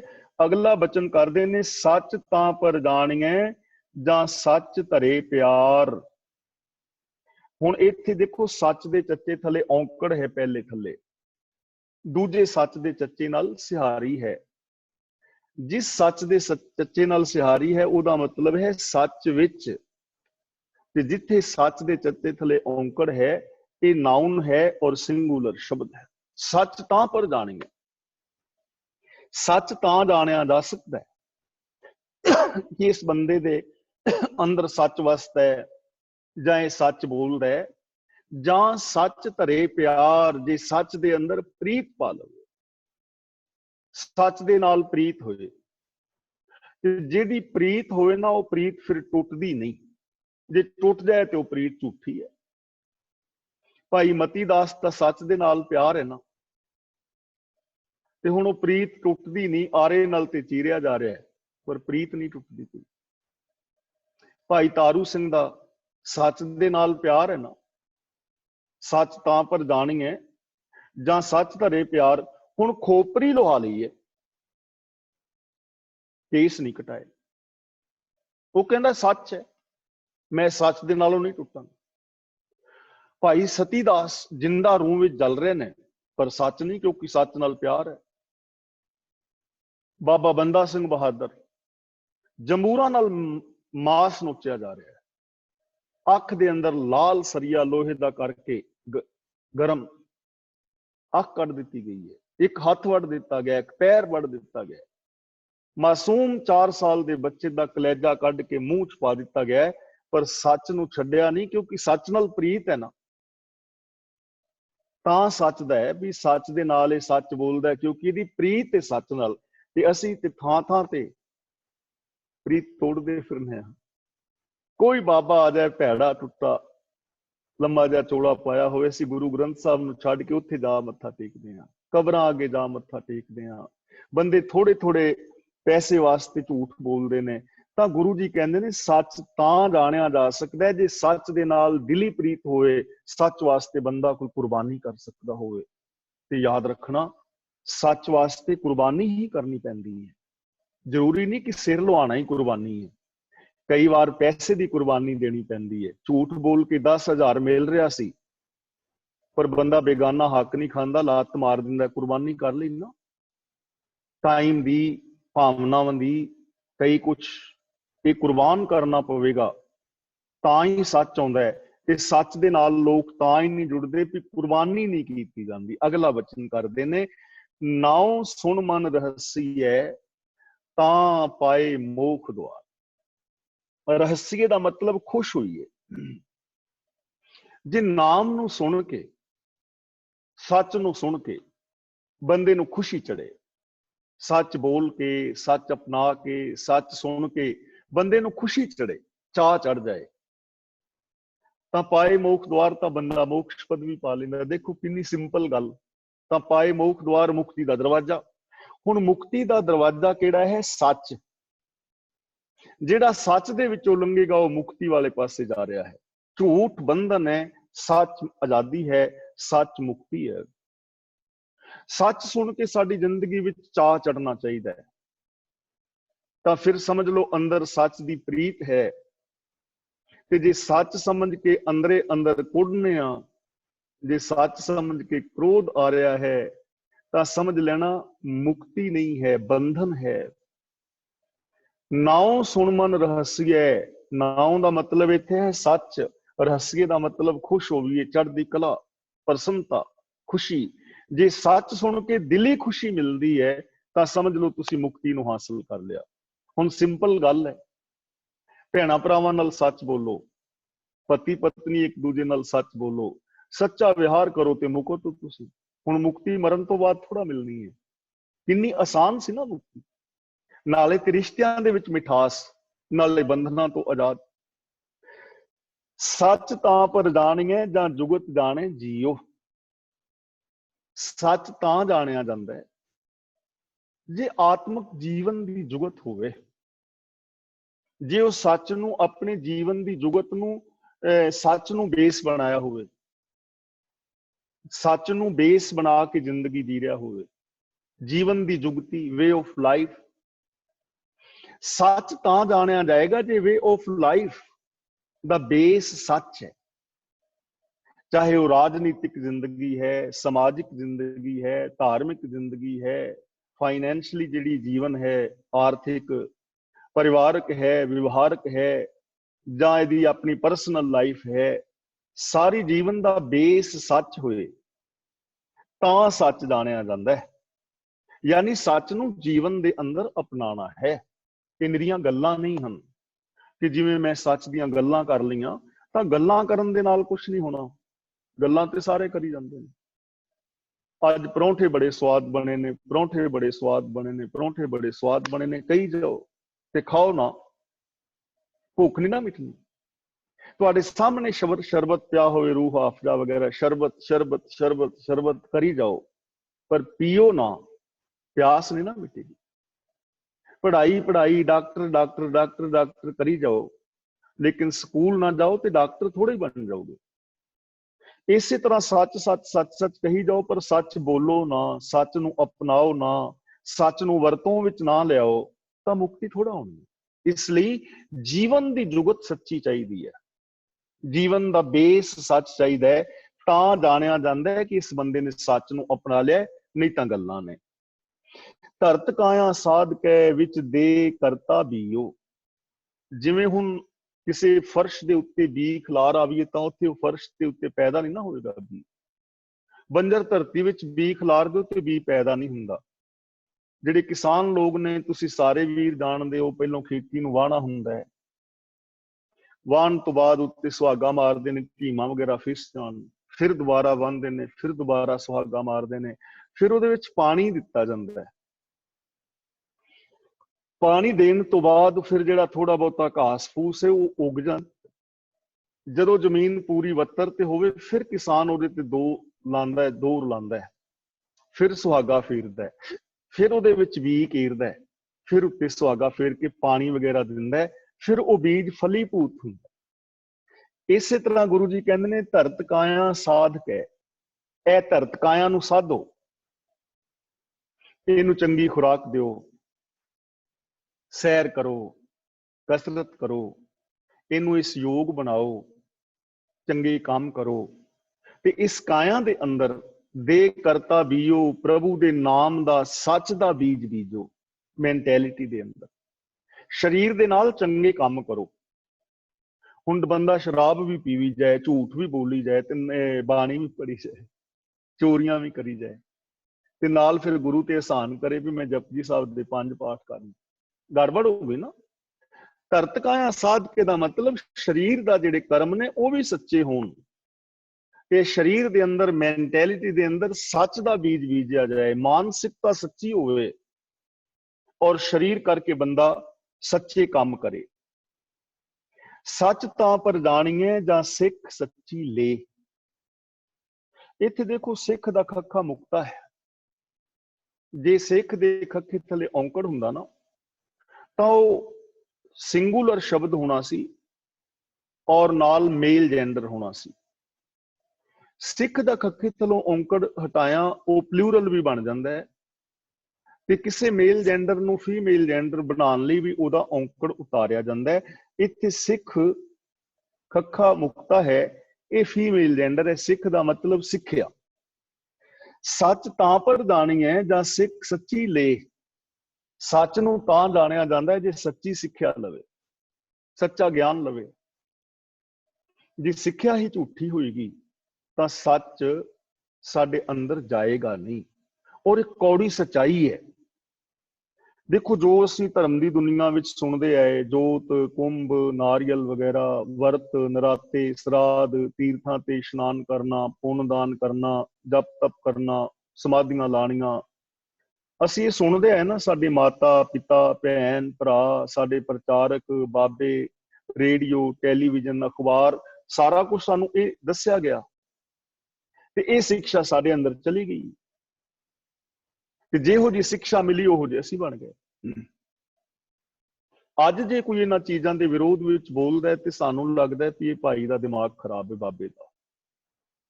ਹੁਣ ਸੱਚ ਤਾਂ ਜਾਣਿਆ ਜਾਏਗਾ ਜੇ ਸਿੱਖਿਆ ਵੀ ਸੱਚੀ ਲਓਗੇ। ਜੇ ਸਿੱਖਿਆ ਸੱਚੀ ਲਓਗੇ ਤਾਂ ਹੀ ਹੈ ਨਾ। ਇਸੇ ਕਰਕੇ ਲੋਕ ਆਪਣੇ ਬੱਚਿਆਂ ਨੂੰ ਚੰਗੇ ਸਕੂਲਾਂ ਵਿੱਚ ਪੜ੍ਹਾਉਂਦੇ ਨੇ, ਬੇਸ਼ੱਕ ਫੀਸ ਜ਼ਿਆਦਾ ਲੱਗੇ, ਕਿਉਂਕਿ ਉੱਥੋਂ ਉਹਨਾਂ ਨੂੰ ਚੰਗੀ ਸਿੱਖਿਆ ਮਿਲੇਗੀ, ਉਹ ਚੰਗੇ ਡਾਕਟਰ ਬਣਨਗੇ। ਅੱਜ ਅਸੀਂ ਚਾਹੁੰਦੇ ਹਾਂ ਨਾ ਕਿ ਅੱਖਾਂ ਦਾ ਆਪਰੇਸ਼ਨ ਕਰਾਉਣਾ ਹੈ ਤਾਂ ਕੋਈ ਚੰਗਾ ਆਈ ਸਪੈਸ਼ਲਿਸਟ ਹੋਵੇ। 10 ਬੰਦਿਆਂ ਤੋਂ ਅਸੀਂ ਸਲਾਹ ਲੈਂਦੇ ਹਾਂ, ਤੇ ਚੰਗਾ ਆਈ ਸਪੈਸ਼ਲਿਸਟ ਉਹੀ ਹੋਏਗਾ ਨਾ ਜਿਹਨੇ ਚੰਗੀ ਸਿੱਖਿਆ ਲਈ ਹੋਏਗੀ। ਚੰਗਾ ਇੰਜੀਨੀਅਰ ਉਹੀ ਹੋਏਗਾ ਜਿਹਨੇ ਚੰਗੀ ਸਿੱਖਿਆ ਲਈ ਹੋਏਗੀ। ਤੇ ਜਿਵੇਂ ਸਾਡੇ ਇੰਜੀਨੀਅਰ ਨੇ, ਉੱਥੇ ਹਾਲੀ ਪੁਲ ਬਣਦਾ ਨਹੀਂ ਤੇ ਬਣਨ ਤੋਂ ਪਹਿਲਾਂ ਹੀ ਡਿੱਗ ਪੈਂਦਾ ਹੈ, ਗੜਬੜ ਹੋ ਗਈ ਨਾ। ਇਸ ਲਈ ਬੇਸ ਸਿੱਖਿਆ ਸੱਚੀ ਹੋਣੀ ਚਾਹੀਦੀ ਹੈ। ਤੇ ਸੱਚੀ ਸਿੱਖਿਆ ਕਿੱਥੋਂ ਮਿਲੇਗੀ? ਸੱਚੇ ਗੁਰੂ ਤੋਂ। ਦੇਖੋ ਇਹਨਾਂ ਅੱਖਾਂ ਦੇ ਨਾਲ ਅਸਾਂ ਵੇਖਣਾ ਹੈ, ਤੇ ਅੱਖਾਂ ਵਿੱਚ ਅਸੀਂ ਦਵਾਈ ਪਵਾਉਂਦੇ ਨਾ, ਦਾਰੂ। ਜੇ ਕਿਸੇ ਦੀਆਂ ਅੱਖਾਂ ਕਮਜ਼ੋਰ ਹੋ ਜਾਣ ਤੇ ਦਾਰੂ ਲੈਣ ਜਾਈਦਾ, ਦਵਾਈ ਪਵਾਉਣ ਜਾਈਦਾ, ਕਿਉਂ? ਕਿ ਸਾਨੂੰ ਦਿਸੇ ਠੀਕ। ਤੇ ਜੇ ਕੋਈ ਡਾਕਟਰ ਗਲਤ ਹੋਵੇ, ਗਲਤ ਦਵਾਈ ਪਾ ਦੇਵੇ, ਤੇ ਦਿਸਣਾ ਸਦਾ ਲਈ ਬੰਦ ਹੋ ਜਾਂਦਾ। ਮੇਰੇ ਮਿੱਤਰ ਨੇ ਇੱਥੇ ਭਾਈ ਦਿਲਬਾਗ ਸਿੰਘ ਜੀ, ਇੰਡੀਆ, ਬਹੁਤ ਚੰਗਾ ਕੀਰਤਨ ਕਰਦੇ ਨੇ, ਬੜੀ ਬਾਣੀ ਮੂੰਹ ਜ਼ਬਾਨੀ ਯਾਦ ਹੈ, ਬੜੀ ਪਿਆਰੀ ਆਵਾਜ਼ ਹੈ, ਬੜੇ ਚੰਗੇ ਇਨਸਾਨ ਨੇ, ਪਰ ਉਹਨਾਂ ਦੀਆਂ ਅੱਖਾਂ ਨਹੀਂ ਸੂਰਮੇ ਨੇ। ਮੈਂ ਇੱਕ ਦਿਨ ਪੁੱਛਿਆ, ਵੀਰ ਜੀ ਇਹ ਭਾਣਾ ਕਿਵੇਂ ਵਰਤਿਆ? ਜਮਾਂਦਰੂ ਜਾ ਕੇ ਬਾਅਦ ਵਿੱਚ ਕਹਿਣ ਲੱਗੇ, ਬਾਅਦ ਵਿੱਚ 6-7 ਸਾਲ ਮੈਂ ਦੁਨੀਆ ਵੇਖੀ ਹੈ, ਤੇ ਮੇਰੀਆਂ ਅੱਖਾਂ ਆ ਗਈਆਂ ਸਨ, ਯਾਨੀ ਖਰਾਬ ਹੋਈਆਂ ਸਨ, ਤੇ ਮੇਰੀ ਮਾਂ ਪਿੰਡ ਦੇ ਡਾਕਟਰ ਕੋਲ ਲੈ ਗਈ। ਪਿੰਡਾਂ ਦੇ ਇੰਡੀਆ ਦੇ ਡਾਕਟਰਾਂ ਦਾ ਤੁਹਾਨੂੰ ਪਤਾ ਹੀ ਹੈ, ਦੱਸਣ ਦੀ ਲੋੜ ਨਹੀਂ। ਤੇ ਉਹ ਡਾਕਟਰ ਦਾ ਵੀ ਅੱਗੋਂ ਕੰਪਾਊਂਡਰ ਸੀ, ਤੇ ਉਹਨੇ ਮੇਰੀਆਂ ਅੱਖਾਂ ਦੇ ਵਿੱਚ 2 ਬੂੰਦਾਂ ਦਵਾਈ ਪਾਈ, ਤੇ ਗਲਤੀ ਨਾਲ ਦਵਾਈ ਦੀ ਜਗ੍ਹਾ ਤੇ ਤੇਜ਼ਾਬ ਪਾ ਦਿੱਤਾ। ਅੱਖਾਂ ਖਤਮ ਹੋ ਗਈਆਂ। ਸਾਰੀ ਜ਼ਿੰਦਗੀ ਨਹੀਂ ਵੇਖ ਸਕੇ ਨਾ। ਇਹ ਗੱਲ ਵੱਖਰੀ ਹੈ ਕਿ ਉਹਨਾਂ ਨੇ ਕੀਰਤਨ ਸਿੱਖ ਲਿਆ, ਬਾਣੀ ਯਾਦ ਕਰ ਲਈ, ਉਹ ਇੱਕ ਵੱਖਰਾ ਟੌਪਿਕ ਹੈ। ਪਰ ਇੱਕ ਗਲਤ ਡਾਕਟਰ ਕਰਕੇ ਅੱਖਾਂ ਸਦਾ ਲਈ ਚੱਲੀਆਂ ਗਈਆਂ। ਤੇ ਯਾਦ ਰੱਖਣਾ, ਸਾਡੀ ਬੁੱਧੀ, ਸਾਡਾ ਦਿਮਾਗ ਵੀ ਸਾਡੀਆਂ ਅੱਖਾਂ ਨੇ, ਜਿਨ੍ਹਾਂ ਨੇ ਇਸ ਦੁਨੀਆ ਨੂੰ ਵੇਖਣਾ ਹੈ, ਔਰ ਜਿਨ੍ਹਾਂ ਸਹੀ ਫੈਸਲੇ ਦਿਮਾਗ ਨਾਲ ਲੈਣੇ ਨੇ। ਜੇ ਇਸ ਦਿਮਾਗ ਦੇ ਅੰਦਰ ਗਲਤ ਦਾਰੂ ਕਿਸੇ ਡਾਕਟਰ ਨੇ ਪਾਤਾ ਤਾਂ ਸਾਰੀ ਜ਼ਿੰਦਗੀ ਜੀਵਨ ਦਾ ਸਹੀ ਸਫ਼ਰ ਦਿਸੇਗਾ ਨਹੀਂ। ਇਸ ਲਈ ਸਿੱਖਿਆ ਸੱਚੇ ਗੁਰੂ ਤੋਂ ਲਓ। ਅੱਜ ਕਿੰਨੇ ਡੇਰੇ ਖੁੱਲੇ ਨੇ ਗੁਰੂਆਂ ਦੇ, ਸਮਾਧੀਆਂ ਲਾਣੇ, ਦੂਜੇ ਤੀਜੇ ਸਿਖਾ ਰਹੇ ਨੇ ਨਾ। ਇਸ ਲਈ ਸੱਚ ਤਾਂ ਜਾਣਿਆ ਜਾਏਗਾ ਜੇ ਸਿੱਖਿਆ ਵੀ ਸੱਚੀ ਹੋਵੇਗੀ। इस लिए गुरबाणी भाई आप पढ़ो, गुरबाणी दे अर्थ आप विचारो, गुरु तो सिक्ख्या लो, गुरु ग्रंथ साहब तो सच्चा ज्ञान मिलेगा। सच तां पर जानिए जां सिख सच्ची ले, ते जिदे कोल सच्ची सिक्ख्या होएगी करेगा की, दया जाने जी की किछ पुण्य दान करे। फिर ਉਹ ਜੀਵਾਂ ਦੇ ਉੱਤੇ ਦਇਆ ਕਰਨੀ ਜਾਣਦਾ ਹੋਵੇ। ਜੀ ਦਾ ਮਤਲਬ ਆਤਮ ਦਇਆ, ਸਭ ਤੋਂ ਪਹਿਲਾਂ ਤੇ ਆਪਣੇ ਆਪ ਤੇ ਦਇਆ ਕਰੇ। ਬੰਦਾ ਆਪਣੇ ਤੇ ਵੀ ਦਇਆ ਨਹੀਂ ਕਰ ਰਿਹਾ, ਆਪਣੇ ਨਾਲੇ ਪਿਆਰ ਨਹੀਂ ਕਰਦਾ, ਆਪਣੇ ਆਪ ਨੂੰ ਵੀ ਕੋਹ ਰਿਹਾ ਹੈ, ਆਪਣੇ ਆਪ ਨੂੰ ਵੀ ਝੂਠੀਆਂ ਤਸੱਲੀਆਂ ਦੇ ਰਿਹਾ, ਸਾਰਾ ਦਿਨ ਝੂਠ ਬੋਲ ਕੇ। ਚੰਗਾ ਭਲਾ ਪਤਾ ਹੁੰਦਾ ਹੈ ਕਿ ਮੈਂ ਝੂਠ ਬੋਲ ਰਿਹਾ, ਤੇ ਫਿਰ ਛਾਤੀ ਤੇ ਹੱਥ ਮਾਰ ਕੇ ਕਹਿੰਦਾ ਅਸੀਂ ਤੇ ਸੱਚੀ ਗੱਲ ਕਹਿੰਦੇ ਆ, ਅਸੀਂ ਨਹੀਂ ਕਦੇ ਕਿਸੇ ਦੀ ਪਰਵਾਹ ਕੀਤੀ। ਪਤਾ ਹੈ ਕਦੇ ਕਿਸੇ ਦੀ ਹੈਲਪ ਨਹੀਂ ਕੀਤੀ ਬਿਨਾਂ ਲਾਲਚ ਤੋਂ, ਲੇਕਿਨ ਫੜਾ ਮਾਰ ਰਿਹਾ ਹੈ। ਤਾਂ ਗੁਰੂ ਪਾਤਸ਼ਾਹ ਜੀ ਕਹਿੰਦੇ ਨੇ ਸੱਚ ਤਾਂ ਹੈ ਜੇ ਤੁਸੀਂ ਆਤਮ ਦਇਆ ਕਰਨੀ ਜਾਣਦੇ ਹੋ, ਆਪਣੇ ਆਪ ਨੂੰ ਸੱਚੇ ਰਾਹ ਤੇ ਤੋਰੋ, ਕਿਸੇ ਦੀ ਹੈਲਪ ਕਰੋ। ਕਿਛ ਪੁੰਨ ਦਾਨ ਕਰੇ ਦਾ ਮਤਲਬ ਸੱਚੀ ਸਿੱਖਿਆ ਲੈ ਕੇ ਅੱਗੇ ਵੀ ਉਹਦਾ ਪ੍ਰਚਾਰ ਕਰੇ, ਆਪ ਗੁਣੀ ਹੋਵੇ ਤੇ ਦੂਜਿਆਂ ਨੂੰ ਵੀ ਦੱਸੇ ਵੀ ਪਿਆਰਿਓ ਬਾਣੀ ਪੜਨ ਦੇ ਨਾਲ ਇਹੋ ਜਿਹੀ ਜ਼ਿੰਦਗੀ ਬਣ ਜਾਂਦੀ ਹੈ। ਪਰ ਅਸੀਂ ਤੇ ਦਇਆ ਨਹੀਂ ਨਾ ਕਰ ਸਕੇ। ਅਸੀਂ ਆਪਣੇ ਹੀ ਬੱਚਿਆਂ ਨੂੰ ਸੱਚੀ ਸਿੱਖਿਆ ਨਹੀਂ ਦੇ ਸਕੇ। ਅਸੀਂ ਆਪਣੇ ਹੀ ਭਰਾਵਾਂ ਨੂੰ, ਆਪਣੀ ਹੀ ਕੌਮ ਨੂੰ ਗੁਰਬਾਣੀ ਦੇ ਨਾਲ ਨਹੀਂ ਜੋੜ ਸਕੇ। ਜਿੰਨੇ ਵੀ ਡੇਰੇਦਾਰ ਬਾਬੇ ਨੇ, ਕਿ ਕੋਈ ਅਕਾਲ ਤਖਤ ਦੀ ਮਰਿਆਦਾ ਨਹੀਂ ਮੰਨਦਾ, ਆਪ ਹੀ ਉਸ ਮਰਿਆਦਾ ਦੇ ਨਾਲੋਂ ਤੋੜਨ ਵਾਲੇ ਬਣ ਗਏ। ਜ਼ਰੂਰਤ ਹੈ ਨਾ ਇਹਨਾਂ ਚੀਜ਼ਾਂ ਨੂੰ ਅਪਣਾਉਣ ਦੀ। ਅਕਾਲ ਤਖਤ ਮਹਾਨ ਹੈ, ਸਿੱਖ ਪੰਥ ਦੀ ਸ਼ਾਨ ਹੈ। ਜੇ ਮਹਾਨ ਹੈ ਔਰ ਸਾਡੀ ਸ਼ਾਨ ਹੈ ਤਾਂ ਰਹਿਤ ਮਰਿਆਦਾ ਸਾਨੂੰ ਮੰਨਣੀ ਚਾਹੀਦੀ ਹੈ ਨਾ। ਬੱਚਿਆਂ ਨੂੰ ਤਾਂ ਹੀ ਅਸੀਂ ਸਿੱਖਿਆ ਦੇ ਪਾਵਾਂਗੇ ਜੇ ਆਪ ਉਹੋ ਜਿਹੇ ਹੋਵਾਂਗੇ। ਯਾਨੀ ਅਸੀਂ ਇਹਨਾਂ ਚੀਜ਼ਾਂ ਨੂੰ ਆਪ ਅਪਣਾਉਣਾ ਹੈ ਤੇ ਅੱਗੇ ਆਪਣੇ ਭੈਣਾਂ ਭਰਾਵਾਂ ਔਰ ਸੰਸਾਰ ਦੇ ਅੰਦਰ ਪ੍ਰਚਾਰਨਾ ਤੇ ਪ੍ਰਸਾਰਨਾ ਹੈ। ਸੱਚ ਤਾਂ ਪ੍ਰਦਾਨੀਏ ਜਾਂ ਆਤਮ ਤੀਰਥ ਕਰੇ ਨਿਵਾਸ। ਬਾਹਰਲੇ ਤੀਰਥਾਂ ਤੇ ਨਹਾ ਕੇ ਕੁਛ ਨਹੀਂ ਮਿਲਣਾ। ਕਿੰਨਾ ਨਹਾ ਕੇ ਵੇਖ ਲਿਆ। ਇੰਡੀਆ ਇਸ਼ਨਾਨ ਪ੍ਰਧਾਨ ਦੇਸ਼ ਹੈ। ਜਿੰਨਾ ਇਸ਼ਨਾਨ ਇੰਡੀਆ ਵਿੱਚ ਕੀਤਾ ਜਾਂਦਾ ਉਹਨਾਂ ਕਿਤੇ ਨਹੀਂ। ਤੇ ਜਿਹੜਾ ਉੱਥੋਂ ਦਾ ਸਿਸਟਮ ਹੈ ਉਹਦੇ ਤੋਂ ਸਾਡੇ ਤੋਂ ਕਿਸੇ ਤੋਂ ਵੀ ਨਹੀਂ ਭੁੱਲਿਆ ਨਾ। ਆਤਮ ਤੀਰਥ, ਅੰਦਰਲੇ ਤੀਰਥ ਤੇ, ਅੰਦਰਲੀ ਸੁਰਤ ਜਿੱਥੇ ਨਿਰੋਲ ਸੱਚ ਹੈ ਉਹਦੇ ਤੇ ਇਸ਼ਨਾਨ ਕਰੇ। ਸੱਚ ਦੇ ਨਾਲ ਆਪਣੀ ਸੁਰਤ ਨੂੰ ਨਵਾਏ, ਆਪਣੇ ਆਪੇ ਦੇ ਨਾਲ ਜੁੜੇ, ਆਪਣੇ ਅਸਲ ਸਰੂਪ ਨੂੰ ਸਮਝੇ ਕਿ ਮਨ ਤੂੰ ਜੋਤ ਸਰੂਪ ਹੈ, ਰੱਬ ਦਾ ਰੂਪ ਹੈ ਤੂੰ। ਉਸ ਰੱਬ ਰੂਪ ਦੇ ਅੰਦਰ, ਰੱਬ ਦੇ ਗੁਣਾਂ ਦੇ ਅੰਦਰ ਆਪਣੀ ਸੁਰਤ ਨੂੰ ਇਸ਼ਨਾਨ ਕਰਾਏ। ਅੰਦਰ ਉਸ ਤੀਰਥ ਤੇ ਟਿਕਿਆ ਰਹੇ, ਸੱਚ ਦੇ ਉੱਤੇ ਟਿਕਿਆ ਰਹੇ, ਤਾਂ ਸੱਚ ਜਾਣਿਆ ਜਾਏਗਾ। ਸਤਿਗੁਰੂ ਨੂੰ ਪੁੱਛ ਕੇ ਬਹਿ ਰਹੇ ਕਰੇ ਨਿਵਾਸ। ਸਤਿਗੁਰੂ ਤੋਂ ਪੁੱਛ ਕੇ, ਗੁਰੂ ਤੋਂ ਸੱਚਾ ਗਿਆਨ ਲੈ ਕੇ ਬਹਿ ਰਹੇ ਦਾ ਮਤਲਬ ਸੱਚ ਦੇ ਉੱਤੇ ਟਿਕਿਆ ਰਹੇ। ਕਰੇ ਨਿਵਾਸ ਦਾ ਮਤਲਬ ਆਪਣੀ ਸੁਰਤ ਨੂੰ ਉੱਥੇ ਨਿਵਾਸ ਕਰਾਈ ਰੱਖੇ, ਸੱਚ ਦੇ ਵਿੱਚ ਟਿਕਿਆ ਰਹੇ। ਜੋ ਗੁਰੂ ਨੇ ਸਿੱਖਿਆ ਦਿੱਤੀ ਹੈ ਨਾ ਉਹਦੇ ਵਿੱਚ ਆਪਣੀ ਸੁਰਤ ਨੂੰ ਟਿਕਾਈ ਰੱਖੇ, ਉੱਥੇ ਬੈਠਾ ਰਹੇ। ਬੈਠੇ ਦਾ ਮਤਲਬ ਇਹ ਨਹੀਂ ਸਰੀਰ ਕਰਕੇ ਬੈਠਾ ਰਹੇ, ਆਪਣੀ ਸੁਰਤ ਨੂੰ ਟਿਕਾਈ ਰੱਖੇ ਸੱਚ ਦੇ ਅੰਦਰ, ਸੱਚੀ ਸਿੱਖਿਆ ਦੇ ਅੰਦਰ। ਫਿਰ ਗੁਰੂ ਜੀ ਸਾਨੂੰ ਸਮਝਾ ਰਹੇ ਨੇ ਕਿ ਸੱਚ ਦਾ ਲਾਭ ਕੀ ਹੈ, ਕਿਉਂ ਸੱਚ ਤੇ ਇੰਨਾ ਜ਼ੋਰ ਦਿੱਤਾ ਜਾ ਰਿਹਾ ਹੈ। ਕਹਿੰਦੇ ਨੇ ਸੱਚ ਸਭਨਾ ਹੋਏ ਦਾਰੂ, ਪਾਪ ਕੱਢੇ ਧੋਏ। ਸਭਨਾ ਦਾ ਮਤਲਬ ਪੂਰੀ ਦੁਨੀਆ ਦਾ। ਹਿੰਦੂ, ਮੁਸਲਮਾਨ, ਸਿੱਖ, ਈਸਾਈ, ਜੈਨੀ, ਬੋਧੀ, ਪਾਰਸੀ, ਕਾਲੇ, ਗੋਰੇ, ਅਮੀਰ, ਗਰੀਬ, ਇਸਤਰੀ, ਪੁਰਸ਼, ਬੱਚੀ, ਬੱਚੇ, ਜਵਾਨ, ਰਾਜਾ, ਪ੍ਰਜਾ, ਪੜ੍ਹੇ, ਅਨਪੜ੍ਹ, ਸਾਰਿਆਂ ਦਾ ਸੱਚ ਹੀ ਦਾਰੂ ਹੈ। ਸਾਰੀਆਂ ਸਮੱਸਿਆਵਾਂ ਦਾ ਦਾਰੂ ਸੱਚ ਹੈ। ਰਾਜਨੀਤਿਕ ਸਮੱਸਿਆ, ਸਮਾਜਿਕ ਸਮੱਸਿਆਵਾਂ, ਧਾਰਮਿਕ ਸਮੱਸਿਆਵਾਂ, ਆਰਥਿਕ ਸਮੱਸਿਆਵਾਂ, ਪਰਿਵਾਰਕ ਔਰ ਵਿਵਹਾਰਕ ਜਿੰਨੀਆਂ ਵੀ ਸਾਡੀਆਂ ਪ੍ਰੋਬਲਮਸ ਨੇ, ਇਹਨਾਂ ਸਾਰਿਆਂ ਦਾ ਦਾਰੂ ਸੱਚ ਹੈ। ਕਾਮ, ਕ੍ਰੋਧ, ਲੋਭ, ਮੋਹ, ਹੰਕਾਰ ਤੋਂ ਬਚਾਉਣ ਦਾ ਦਾਰੂ ਸੱਚ ਹੈ। ਮੇਰੀਆਂ ਤੁਹਾਡੀਆਂ ਸਮੱਸਿਆਵਾਂ ਦਾ ਦਾਰੂ ਸੱਚ ਹੈ। ਸੱਚ ਸਭਨਾ ਹੋ ਦਾਰੂ। ਪਾਪ ਕੱਢੇ ਧੋਏ। ਜਿਵੇਂ ਦਵਾਈ ਦੇ ਨਾਲ ਬਿਮਾਰੀ ਦੂਰ ਹੁੰਦੀ ਹੈ ਨਾ, ਸੱਚ ਜਦੋਂ ਅੰਦਰ ਜਾਏਗਾ ਪਾਪਾਂ ਨੂੰ ਧੋ ਕੇ ਕੱਢ ਦੇਵੇਗਾ। ਨਾਨਕ ਵਖਾਣੇ ਬੇਨਤੀ ਜਿਨ ਸੱਚ ਪੱਲੇ ਹੋਏ। ਗੁਰੂ ਸਾਹਿਬ ਜੀ ਕਹਿੰਦੇ ਨੇ ਮੈਂ ਬੇਨਤੀ ਕਰਨਾ ਹੈ ਪ੍ਰਭੂ ਮੈਨੂੰ ਉਹਨਾਂ ਦਾ ਸਾਥ ਬਖਸ਼ ਜਿਨ੍ਹਾਂ ਦੇ ਪੱਲੇ ਸੱਚ ਹੈ, ਜੋ ਮਨ ਵਚਨ ਕਰਮ ਕਰਕੇ ਸੱਚ ਦੇ ਨਾਲ ਜੁੜੇ ਨੇ। ਉਹਨਾਂ ਨੂੰ ਮੈਨੂੰ ਸਾਥ ਬਖਸ਼। ਤੇ ਯਾਦ ਰੱਖਣਾ, ਜਿਸ ਦਿਨ ਮਨੁੱਖ ਸੱਚ ਨੂੰ ਅਪਣਾ ਲਵੇਗਾ, ਇਹ ਵਾਸਤਵ ਦੇ ਅੰਦਰ ਉਸ ਦਿਨ ਮਨੁੱਖ ਬਣ ਜਾਏਗਾ, ਉਸ ਦਿਨ ਇਹ ਇਨਸਾਨ ਹੋ ਜਾਏਗਾ। ਫਿਰ ਇਹਦੀਆਂ ਕਰਤੂਤਾਂ ਪਸ਼ੂ ਵਾਲੀਆਂ ਤੇ ਮਾਨਸ ਦੀ ਜਾਤ ਨਹੀਂ ਰਵੇਗੀ, ਇਹਦੀ ਜਾਤ ਵੀ ਮਾਨਸ ਦੀ ਹੋ ਜਾਏਗੀ ਤੇ ਇਹਦੇ ਕਰਮ ਵੀ ਮਾਨਸ ਵਾਲੇ ਹੋ ਜਾਣਗੇ। ਇਹ ਦੈਵ ਸਰੂਪ ਹੋ ਜਾਏਗਾ, ਇਹ ਰੱਬ ਦਾ ਰੂਪ ਹੋ ਜਾਏਗਾ। ਅਗਲਾ ਬਚਨ ਗੁਰੂ ਜੀ ਕਰਦੇ ਨੇ, ਦਾਨ ਮਹਿੰਦਾ ਤਲੀ ਖਾਕ ਜੇ ਮਿਲੇ ਤਾਂ ਮਸਤਕ ਲਾਈਏ। ਹੁਣ ਜਿਹੜੇ ਸੱਚ ਦੇ ਨਾਲ ਜੁੜੇ ਨੇ, ਉਹਨਾਂ ਦੀ ਮਹਾਨਤਾ ਬਿਆਨ ਕਰਦੇ ਨੇ ਕਿ हे ਪ੍ਰਭੂ, ਮੈਂ ਤੇਰੇ ਦਰ ਤੋਂ ਇੱਕ ਦਾਤ ਮੰਗਣਾ, ਇੱਕ ਦਾਨ ਮੰਗਣਾ ਕਿ ਮੈਨੂੰ ਉਹਨਾਂ ਦੇ ਚਰਨਾਂ ਦੀ ਧੂੜ ਮਿਲ ਜਾਏ ਜੋ ਸੱਚ ਦੇ ਨਾਲ ਜੁੜੇ ਨੇ। ਜੇ ਮੈਨੂੰ ਉਹਨਾਂ ਦੀ ਚਰਨ ਧੂੜ ਮਿਲੇ ਤੇ ਮੈਂ ਉਹਨੂੰ ਮੱਥੇ ਨਾਲ ਲਾਵਾਂ, ਯਾਨੀ ਮੈਂ ਉਹਨਾਂ ਰਾਹਾਂ ਦੇ ਉੱਤੇ ਨਿਮਰਤਾ ਦੇ ਨਾਲ ਤੁਰਾਂ। ਔਰ ਸਾਨੂੰ ਉਪਦੇਸ਼ ਦੇ ਰਹੇ ਨੇ ਕਿ ਪਿਆਰਿਓ, ਸੱਚ ਬੋਲਣ ਵਾਲੇ ਦਾ ਸਤਿਕਾਰ ਕਰੋ, ਸੱਚ ਬੋਲਣ ਵਾਲੇ ਦਾ ਸਾਥ ਦਿਓ, ਸੱਚ ਬੋਲਣ ਵਾਲੇ ਦੇ ਨਾਲ ਫਰੈਂਡਸ਼ਿਪ ਕਰੋ, ਮਿੱਤਰਤਾ ਪਾਓ, ਉਹਦੀ ਸੰਗਤ ਕਰੋ। ਤੁਹਾਡੇ ਅੰਦਰ ਵੀ ਸੱਚ ਬੋਲਣ ਦੀ ਪ੍ਰਵਿਰਤੀ ਆਏਗੀ, ਸੱਚ ਦੁਨੀਆ ਵਿੱਚ ਫੈਲੇਗਾ, ਇਹ ਸੰਸਾਰ ਸੱਚਖੰਡ ਹੋ ਜਾਏਗਾ। ਦਾਨ ਮਹਿੰਦਾ ਤਲੀ ਖਾਕ ਜੇ ਮਿਲੇ ਤਾਂ ਮਸਤਕ ਲਾਈਐ, ਕੂੜਾ ਲਾਲਚ ਛੱਡੀਐ, ਹੋਏ ਇੱਕ ਮਨ ਅਲਖ ਤੇ ਆਈਏ। ਹੁਣ ਪਹਿਲਾਂ ਕੂੜ ਦੀ ਗੱਲ ਕੀਤੀ ਨਾ, ਤਾਂ ਗੁਰੂ ਜੀ ਕਹਿੰਦੇ ਨੇ ਕੂੜੇ ਲਾਲਚ ਨੂੰ ਛੱਡ ਦਿਓ, ਝੂਠੇ ਲਾਲਚ ਨਾ ਕਰੋ। ਦੇਖੋ ਕਈ ਲੋਕ ਕਹਿੰਦੇ ਨੇ ਫਲਾਣਾ ਬੰਦਾ ਬੜਾ ਲਾਲਚੀ ਹੈ, 12-12 ਘੰਟੇ ਕੰਮ ਕਰਦਾ ਹੈ। 12 ਘੰਟੇ ਕੰਮ ਕਰਨਾ ਲਾਲਚ ਨਹੀਂ, ਕਿਰਤ ਕਰਨਾ ਹੈ। ਜੇ ਕਿਸੇ ਵਿੱਚ ਹਿੰਮਤ ਹੈ ਤੇ 18 ਘੰਟੇ ਕਰੇ ਕੰਮ, ਐਤਵਾਰ ਜਾਂਦਾ ਹੈ ਕੰਮ ਤੇ ਜਾਏ, ਬੜੀ ਖੁਸ਼ੀ ਦੀ ਗੱਲ ਹੈ। ਲਾਲਚ ਦੀ ਡੈਫੀਨੇਸ਼ਨ ਕੀ ਹੈ? ਅਪ੍ਰਾਪਤ ਵਸਤੂਆਂ ਨੂੰ ਨਜਾਇਜ਼ ਢੰਗਾਂ ਦੇ ਨਾਲ ਪ੍ਰਾਪਤ ਕਰਨ ਦਾ ਨਾਮ ਲਾਲਚ ਹੈ।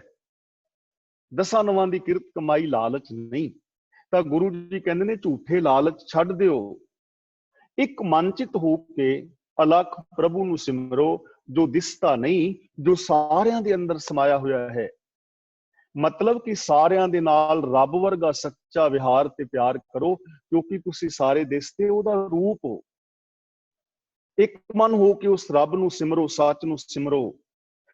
ਨਾਲ ਕਹਿੰਦੇ ਨੇ ਫਲ ਤੇਵੇ ਹੋ ਪਾਈਐ, ਜਿਵੇਂ ਹੀ ਕਾਰ ਕਮਾਈ ਹੈ। ਜਿਵੇਂ ਦੀ ਕਾਰ ਕਰੋਗੇ ਉਹੋ ਜਿਹਾ ਫਲ ਮਿਲੇਗਾ। ਸੱਚੇ ਕਰਮ ਕਰੋਗੇ ਸੱਚੇ ਹੋ ਜਾਓਗੇ, ਝੂਠੇ ਕਰੋਗੇ ਝੂਠੇ ਹੋ ਜਾਓਗੇ।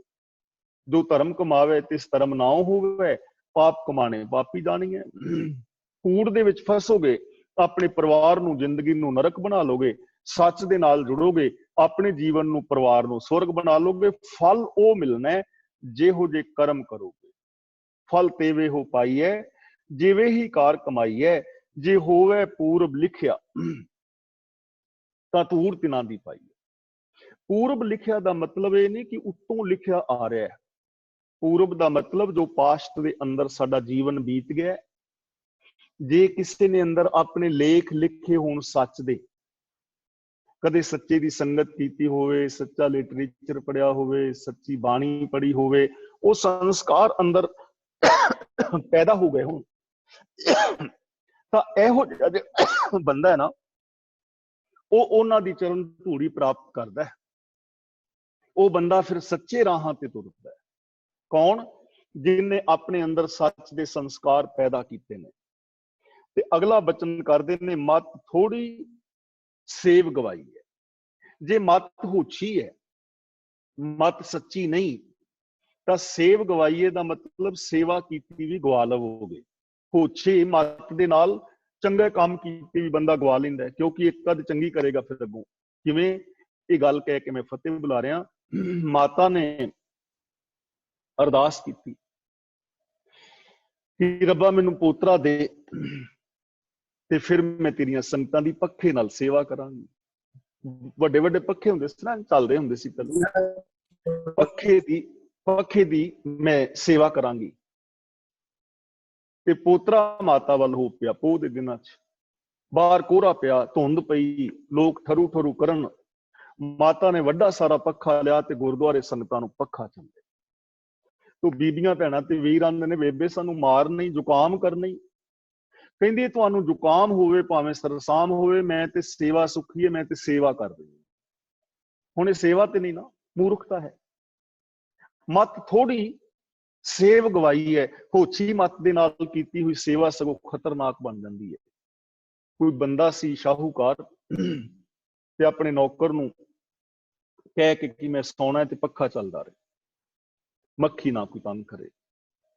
ਹੁਣ ਨੌਕਰ ਪੱਖਾ ਚੱਲਣ ਲੱਗ ਗਿਆ, ਘੜੀ ਕੁ ਮਗਰੋਂ ਨੱਕ ਦੇ ਉੱਤੇ ਮੱਖੀ ਪਵੇ, ਨੌਕਰ ਅਡਾਏ ਮੱਖੀ ਫਿਰ ਬਹਿ ਜਾਏ, ਨੌਕਰ ਅਡਾਏ ਮੱਖੀ ਫਿਰ ਬਹਿ ਜਾਏ।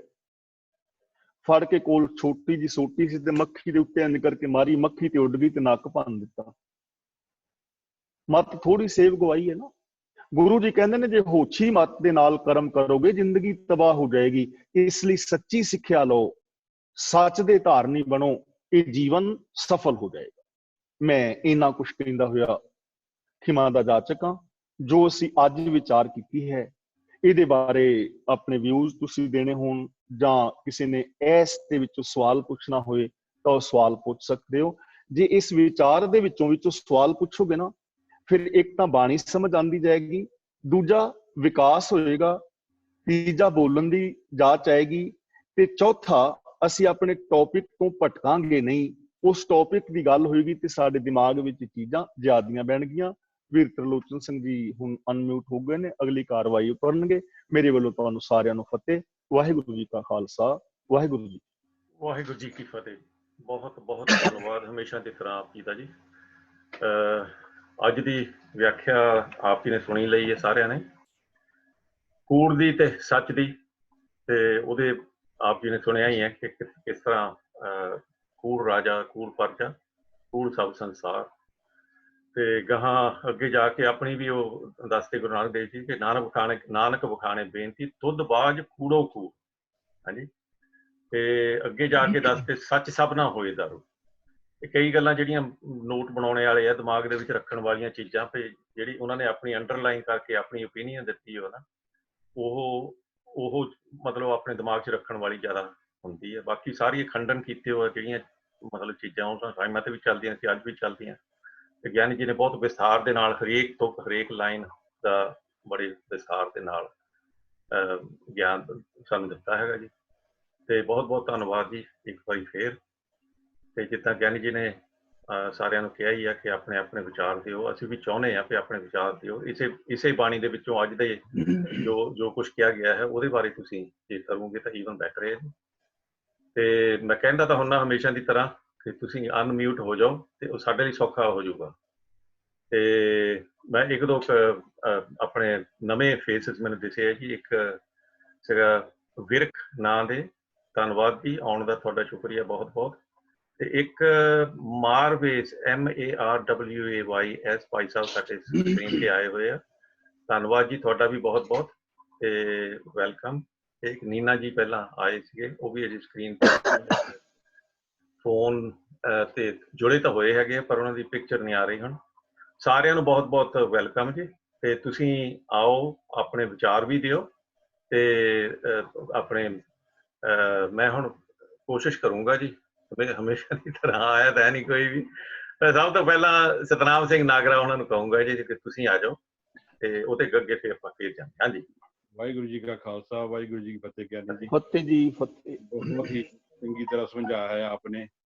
ਤੇ ਇਹਨਾਂ ਦਾ ਕਿਸ ਨਾਲ ਕੀਜੇ ਦੋਸਤੀ ਸਭ ਜਗ ਚੱਲਣ ਹਾਰ। ਦੋਸਤੀ ਜਿਹੜੀ ਆ ਸੱਚ ਦੇ ਵਿਸ਼ਵਾਸ ਤੇ ਪ੍ਰੇਮ ਤੇ ਨਿਰਵਾਰਤਾ, ਦੋ ਸੱਤਾਂ ਨੂੰ ਮੇਲ ਕੇ ਦੋਸਤੀ ਬਣਦੀ ਹੈ।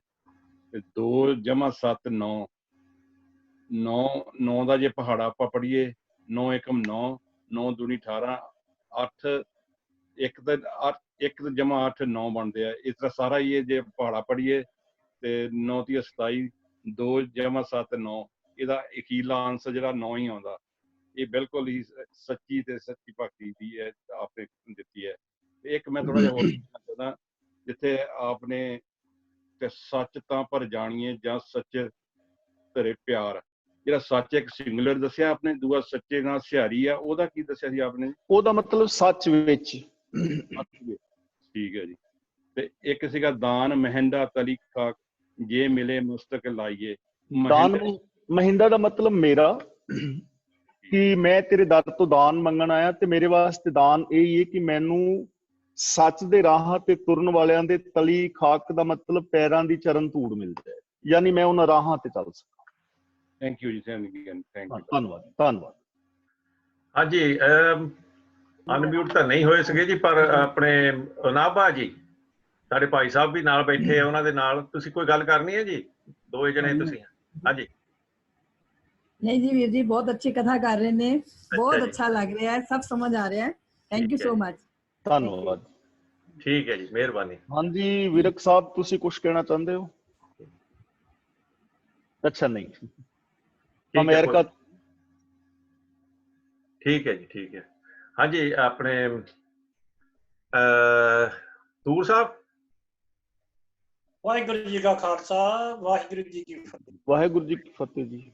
ਬਸ ਧੰਨਵਾਦ ਹੈ ਜੀ ਤੁਹਾਡੇ ਦੱਸਣ ਦਾ। ਥੈਂਕ ਯੂ, ਥੈਂਕ ਯੂ ਜੀ। ਨਰਿੰਦਰ ਸਿੰਘ ਜੀ।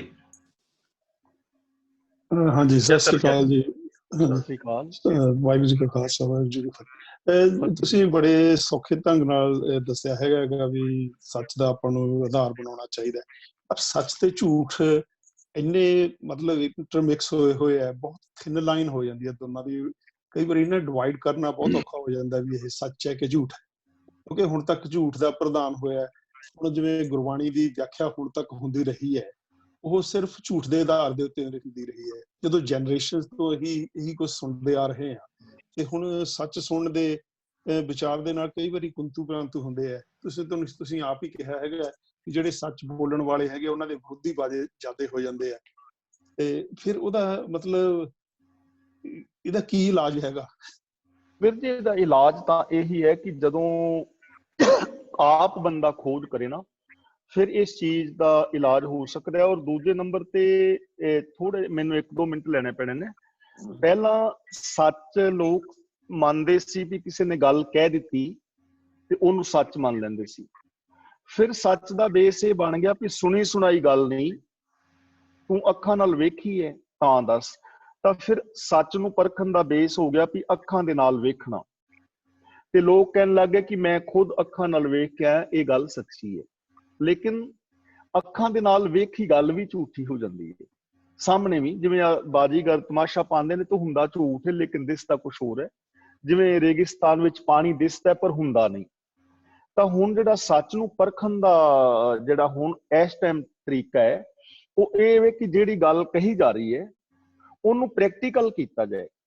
ਜੇ ਪ੍ਰੈਕਟੀਕਲ ਦੇ ਵਿੱਚ ਉਹ ਪੂਰੀ ਉਤਰਦੀ ਹੈ ਤਾਂ ਉਹ ਸੱਚੀ ਹੈ, ਜੇ ਪ੍ਰੈਕਟੀਕਲ ਵਿੱਚ ਪੂਰੀ ਨਹੀਂ ਆਉਂਦੀ ਤਾਂ ਫਿਰ ਉਹ ਗੱਲ ਜਿਹੜੀ ਹੈ ਝੂਠੀ ਹੈ। ਤਾਂ ਸੱਚ ਨੂੰ ਪਹਿਲੀ ਗੱਲ ਤੇ ਐਵੇਂ ਪਰਖਿਆ ਜਾ ਸਕਦਾ ਹੈ। ਦੂਜੀ ਗੱਲ ਇਹ ਹੈ ਕਿ ਸੱਚ ਨੂੰ ਜਾਣਨ ਵਾਸਤੇ ਸਾਨੂੰ ਆਪ ਖੋਜ ਕਰਨੀ ਪਵੇਗੀ। ਜਦੋਂ ਅਸੀਂ ਕਿਸੇ ਦੀ ਸੁਣੀ ਸੁਣਾਈ ਨੂੰ ਇੱਕ ਬੰਦੇ ਨੂੰ ਫੋਲੋ ਕਰਨ ਲੱਗ ਜਾਂਦੇ ਹਾਂ, ਉਦੋਂ ਪ੍ਰੋਬਲਮ ਆ ਜਾਂਦੀ ਹੈ। ਤਾਂ ਇਸ ਲਈ ਸਾਨੂੰ ਜ਼ਰੂਰੀ ਹੈ ਕਿ ਅਸੀਂ ਖੁਦ ਗੁਰਬਾਣੀ ਨੂੰ ਪੜ੍ਹ ਕੇ ਤੇ ਯੂਨੀਵਰਸਲ ਟਰੁੱਥ ਨੂੰ ਬੇਸ ਬਣਾ ਕੇ ਉਹਦੇ ਤੇ ਗੱਲ ਨੂੰ ਪਰਖਣ ਦਾ ਯਤਨ ਕਰੀਏ। ਔਰ ਜੋ ਇਹਦਾ ਹੱਲ ਹੈ ਉਹ ਇਹ ਹੀ ਹੈ ਕਿ ਜਿਹੜੇ ਸੱਚ ਨੂੰ ਜਾਣਦੇ ਨੇ ਉਹ ਸੱਚ ਦਾ ਅੱਗੇ ਪ੍ਰਚਾਰ ਕਰਨ, ਔਰ ਜਿਹੜਾ ਸੱਚ ਬੋਲਣ ਵਾਲਾ ਉਹਦੇ ਨਾਲ ਜੁੜਨ। ਝੂਠ ਤਾਂ ਫੈਲਦਾ ਹੈ, ਇਸ ਕਰਕੇ ਨਹੀਂ ਝੂਠ ਫੈਲਦਾ ਕਿ ਮਤਲਬ ਝੂਠ ਲੋਕੀ ਬੋਲਦੇ ਜ਼ਿਆਦਾ ਨੇ, ਝੂਠ ਇਸ ਕਰਕੇ ਫੈਲਦਾ ਕਿ ਝੂਠ ਸੁਣਨ ਵਾਲੇ ਜ਼ਿਆਦਾ ਹੋ ਜਾਂਦੇ ਨੇ। ਮਿੱਠਾ ਲੱਗਦਾ। ਹਾਂ, ਜਿਨ੍ਹਾਂ ਨੂੰ ਸੱਚ, ਜਿਨ੍ਹਾਂ ਨੂੰ ਪਤਾ ਲੱਗ ਗਿਆ ਨਾ, ਉਹਨਾਂ ਨੂੰ ਚਾਹੀਦਾ ਕਿ ਸੱਚ ਬੋਲਣ, ਔਰ ਉਹਨਾਂ ਨੂੰ ਥੋੜਾ ਬਹੁਤਾ ਤਿਆਗ ਤਾਂ ਕਰਨਾ ਪਵੇ। ਧੰਨਵਾਦ। ਜੇ ਤੁਸੀਂ ਇੱਕ ਦੂਸਰਾ ਕਿਹਾ ਵੀ ਗੁਰਬਾਣੀ ਆਪ ਪੜ੍ਹਨੀ ਚਾਹੀਦੀ ਹੈ, ਹੁਣ ਗੁਰਬਾਣੀ ਆਪ ਪੜ੍ਹਨ ਦੇ ਨਾਲ ਦੇਖੋ ਗੁਰਬਾਣੀ ਕਿੰਨੀ ਮਤਲਬ ਹੁਣ ਦੀ ਜਿਹੜੀ ਲੈਂਗੁਏਜ ਹੈਗੀ ਆ ਕਾਫੀ ਡਿਵੈਲਪ ਹੋ ਚੁੱਕੀ ਹੈਗੀ ਉਦੋਂ ਨਾਲੋਂ 500 ਸਾਲ ਪਹਿਲਾਂ ਨਾਲੋਂ। ਹੁਣ ਇਹਦੇ ਵਿੱਚ ਸੰਸਕ੍ਰਿਤ ਦੇ ਸ਼ਬਦ ਨੇ, ਦਾਵੜੀ ਦੇ ਸ਼ਬਦ ਨੇਗੇ, ਫਾਰਸੀ ਦੇ ਸ਼ਬਦ ਨੇਗੇ। ਦੁਨੀਆ ਦੇ ਜਿੱਥੋਂ ਵੀ ਲੈ ਲਓ ਤੁਸੀਂ, ਗੁਰੂਆਂ ਜੀ ਦਾ ਮਤਲਬ ਨੌਲੇਜ ਇੰਨੀ ਸੀਗੀ ਵੀ ਉਹਨਾਂ ਦੇ ਸਾਰੇ ਜਿੱਥੋਂ ਦੇ ਲੋਕ ਜਿੱਥੇ ਜਾਂਦੇ ਸੀਗੇ ਉੱਥੋਂ ਦੀ ਲੋਕਲ ਬੋਲੀ ਬੋਲਦੇ ਸੀਗੇ। ਪਰ ਹੁਣ ਉਹ ਸਾਰੀਆਂ ਬੋਲੀਆਂ ਨੂੰ ਸਮਝਣ ਦੇ ਲਈ ਤੁਹਾਨੂੰ ਕਾਫੀ ਮਿਹਨਤ ਕਰਨ ਦੀ ਜ਼ਰੂਰਤ ਹੈਗੀ ਹੈ। ਅੱਜ ਕੱਲ੍ਹ ਬੰਦੇ ਕੋਲੇ ਟਾਈਮ ਇੰਨਾ ਸ਼ੋਰਟ ਹੁੰਦਾ ਵੀ ਉਹ ਕਹਿੰਦਾ ਵੀ ਮੈਨੂੰ ਬਣਿਆ ਬਣਾਇਆ ਕੋਈ ਉੱਤਰ ਮਿਲ ਜੇ, ਤੇ ਉਹਦਾ ਕੋਈ ਸੌਖਾ ਤਰੀਕਾ, ਜਿਵੇਂ ਹੁਣ ਤੁਸੀਂ ਕਈ ਵਾਰੀ ਕਿਹਾ ਪ੍ਰੋਫੈਸਰ ਸਾਹਿਬ ਸਿੰਘ ਦਾ ਅਨੁਵਾਦ ਪੜ੍ਹਨਾ ਚਾਹੀਦਾ ਹੈ ਜਾਂ ਇਸ ਤਰ੍ਹਾਂ ਦਾ ਟੀਕਾ, ਪਰ ਉੱਥੇ ਵੀ ਕਈ ਵਾਰੀ ਮਨ ਦੇ ਵਿੱਚ ਮਤਲਬ ਸਮਝ ਆਉਣਾ। ਹਾਂਜੀ, ਉੱਥੇ ਮੈਂ ਸਮਝ ਗਿਆ ਤੁਹਾਡੀ ਗੱਲ। ਉਹਦੇ ਵਾਸਤੇ ਨਾ ਵੀਰ ਜੀ ਇਸ ਤਰ੍ਹਾਂ ਇੱਕ ਨਾ ਇੱਕ ਐਪ ਹੈਗੀ ਹੈ ਈਸ਼ਰ ਮਾਈਕਰੋ ਮੀਡੀਆ। ਹਾਂਜੀ ਉਹ ਸਾਡੀ ਕਾਫੀ ਹੈਲਪ ਕਰ ਸਕਦਾ ਹੈ। ਉਹਦੇ ਵਿੱਚ ਜਦੋਂ ਤੁਸੀਂ ਗੁਰਬਾਣੀ ਦੇ ਅਰਥ ਪੜ੍ਹਦੇ ਹੋ ਨਾ, ਹਾਂਜੀ ਤੇ ਸਪੋਜ਼ ਕਿ ਤੁਸੀਂ ਮਨ ਸ਼ਬਦ ਨੂੰ ਵੇਖਣਾ ਚਾਹੁੰਦੇ ਹੋ, ਮੂਰਤ ਸ਼ਬਦ ਨੂੰ ਮੰਨ ਲਓ ਤੁਸੀਂ ਵੇਖਣਾ ਚਾਹੁੰਦੇ ਹੋ, ਕਿਤੇ ਸ਼ਬਦ ਆ ਗਿਆ ਗੁਰ ਕੀ ਮੂਰਤ ਮਨ ਮਹਿ ਧਿਆਨ। ਹੁਣ ਇੱਥੇ ਭੁਲੇਖਾ ਪੈਂਦਾ ਹੈ ਵੀ ਗੁਰੂ ਦੀ ਮੂਰਤੀ ਦਾ ਮਨ ਵਿੱਚ ਧਿਆਨ ਰੱਖੋ। ਤਾਂ ਹੁਣ ਤੁਸੀਂ ਨਾ ਈਸ਼ਰ ਮਾਈਕਰੋ ਮੀਡੀਆ ਤੇ ਜਾ ਕੇ ਮੂਰਤ ਸ਼ਬਦ ਨੂੰ ਥੋੜਾ ਜਿਹਾ ਦੱਬ ਕੇ ਰੱਖੋ, ਤੇ ਉਹ ਮਹਾਨ ਕੋਸ਼ ਦੇ ਅੰਦਰ ਤੁਹਾਨੂੰ ਲਿੰਕ ਦੇ ਦੇਵੇਗਾ ਮੂਰਤ ਦਾ। ਠੀਕ ਹੈ ਤੇ ਉਸ ਤੋਂ ਬਾਅਦ ਜਦੋਂ ਚੇਂਜ ਕਰੋਗੇ ਤੇ ਡਾਕਟਰ ਗੁਰਚਰਨ ਸਿੰਘ ਵਾਲਾ ਸ਼ਬਦ ਕੋਸ਼ ਹੈਗਾ ਉਹਦੇ ਵਿੱਚ ਲੈ ਜਾਏਗਾ। ਦੁਬਾਰਾ ਅੱਗੇ ਕਰੋਗੇ ਤੇ ਉਹ ਭਾਈ ਵੀਰ ਸਿੰਘ ਵਾਲੇ ਸ਼ਬਦ ਕੋਸ਼ ਵਿੱਚ ਲੈ ਜਾਏਗਾ। 3 ਸ਼ਬਦ ਕੋਸ਼ ਮਿਲ ਗਏ। ਤੇ ਉਹਨਾਂ ਦੇ ਵਿੱਚ ਨਾ ਫਿਰ ਇੱਕ ਤਾਂ ਮੂਰਤ ਸ਼ਬਦ ਤੁਹਾਨੂੰ ਇਹ ਆ ਜਾਏਗਾ ਕਿ ਗੁਰੂ ਗ੍ਰੰਥ ਸਾਹਿਬ ਵਿੱਚ ਕਿੰਨੀ ਵਾਰੀ ਆਇਆ ਹੈ ਔਰ ਕਿਹੜੇ ਕਿਹੜੇ ਅਰਥਾਂ ਵਿੱਚ ਆਇਆ। ਫਾਰ ਐਗਜ਼ਾਮਪਲ, ਅਸੀਂ ਮੂਰਤ ਨੂੰ ਕੱਲੀ ਮੂਰਤੀ ਸਮਝ ਬੈਠੇ ਹਾਂ। ਗੁਰਬਾਣੀ ਦੇ ਵਿੱਚ ਮੂਰਤ ਸ਼ਬਦ 5 ਅਰਥਾਂ ਵਿੱਚ ਆਇਆ ਕਰੀਬ। ਜਿਵੇਂ ਇੱਕ ਅਕਾਲ ਮੂਰਤ, ਇੱਥੇ ਮੂਰਤ ਦਾ ਮਤਲਬ ਹੈਗਾ ਹਸਤੀ। ਭਗਤ ਕਬੀਰ ਜੀ ਨੇ ਸ਼ਬਦ ਵਰਤਿਆ ਪਾਖਣ ਗੜ ਕੇ ਮੂਰਤ ਕੀਨੀ। ਇੱਥੇ ਮੂਰਤ ਦਾ ਅਰਥ ਹੈਗਾ ਪੱਥਰ ਦੀ ਮੂਰਤੀ। ਔਰ ਗੁਰੂ ਅਰਜਨ ਦੇਵ ਜੀ ਨੇ ਬਿਲਾਵਲ ਰਾਗ ਵਿੱਚ ਸ਼ਬਦ ਵਰਤਿਆ ਮਹਾ ਦਿਵਸ ਮੂਰਤ ਭਲੇ। ਉੱਥੇ ਮੂਰਤ ਦਾ ਅਰਥ ਹੈਗਾ ਮਹੂਰਤ। ਗੁਰੂ ਅਰਜਨ ਦੇਵ ਜੀ ਨੇ ਸ਼ਬਦ ਵਰਤਿਆ ਗੁਰ ਕੀ ਮੂਰਤ ਮਨ ਮੈਂ ਧਿਆਨ। ਇੱਥੇ ਮੂਰਤ ਦਾ ਮਤਲਬ ਹੈਗਾ ਗੁਰੂ ਦੀ ਸਿੱਖਿਆ। ਤੇ ਗੁਰੂ ਤੇਗ ਬਹਾਦਰ ਜੀ ਨੇ ਸ਼ਬਦ ਵਰਤਿਆ ਨਾਨਕ ਮੂਰਤ ਚਿੱਤਰ ਜਿਉ ਛਾੜਿਤ ਨਾਹਿਨ ਕੀਤ। ਉੱਥੇ ਮੂਰਤ ਦਾ ਮਤਲਬ ਹੈਗਾ ਕਾਗਜ਼ ਦੀ ਤਸਵੀਰ। ਤਾਂ ਜਦੋਂ ਅਸੀਂ ਇੱਕ ਸ਼ਬਦ ਨੂੰ ਕਿਸੇ ਸੰਦਰਭ ਵਿੱਚ ਵੇਖਾਂਗੇ ਨਾ ਕਿ ਇਹ ਜਿਹੜਾ ਸ਼ਬਦ ਹੈ ਕਿਹੜੇ ਸੰਦਰਭ ਵਿੱਚ ਆ ਰਿਹਾ ਹੈ, ਫਿਰ ਸਾਨੂੰ ਉਹਦਾ ਸਹੀ ਅਰਥ ਦਾ ਪਤਾ ਲੱਗ ਜਾਏਗਾ।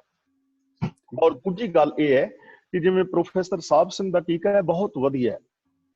ਉਹਨਾਂ ਨੇ ਜਿਸ ਜ਼ਮਾਨੇ ਵਿੱਚ ਟੀਕਾ ਕੀਤਾ ਉਹਨਾਂ ਦੀ ਬਹੁਤ ਵੱਡੀ ਮਿਹਨਤ ਸੀ, ਲੇਕਿਨ ਅੱਜ ਉਸ ਟੀਕੇ ਨੂੰ ਅਪਡੇਟ ਕਰਨ ਦੀ ਜ਼ਰੂਰਤ ਹੈ। ਫਾਰ ਐਗਜ਼ਾਮਪਲ, ਉਹਨਾਂ ਨੇ ਇੱਕ ਅਰਥ ਕੀਤਾ ਹੈ ਸੁਣਿਆ ਸਿੱਧ ਪੀਰ ਸੁਰਨਾਥ। ਸੁਣਿਆ ਦਾ ਅਰਥ ਕੀਤਾ ਹੈ ਪ੍ਰਭੂ ਦੇ ਨਾਮ ਵਿੱਚ ਸੁਰਤ ਜੋੜਨ ਦੇ ਨਾਲ ਬੰਦਾ ਸਿੱਧ ਪੀਰਾਂ ਸੁਰਨਾਥਾਂ ਵਾਲੀ ਵਡਿਆਈ ਪਾ ਲੈਂਦਾ। ਲੇਕਿਨ ਸਿੱਧ ਪੀਰ ਸੁਰਨਾਥ ਬਾਰੇ ਜਦੋਂ ਅਸੀਂ ਬਾਣੀ ਵਿੱਚ ਪੜ੍ਹਦੇ ਹਾਂ ਤਾਂ ਉੱਥੇ ਇਹਨਾਂ ਦੀ ਕੋਈ ਵੈਲਿਊ ਨਹੀਂ ਹੈਗੀ। ਸਿੱਧ ਹੋਆ ਸਿੱਧ ਲਾਈ ਰੇ ਦਾਖਾਂ ਆਓ ਗੁਪਤ ਪ੍ਰਗਟ ਹੋਏ ਬੈਸਾਂ ਲੋਕ ਰਾਖੇ ਪਾਓ ਮਦੇਖ ਫੂਲਾਂ ਵਿਸਰੇ।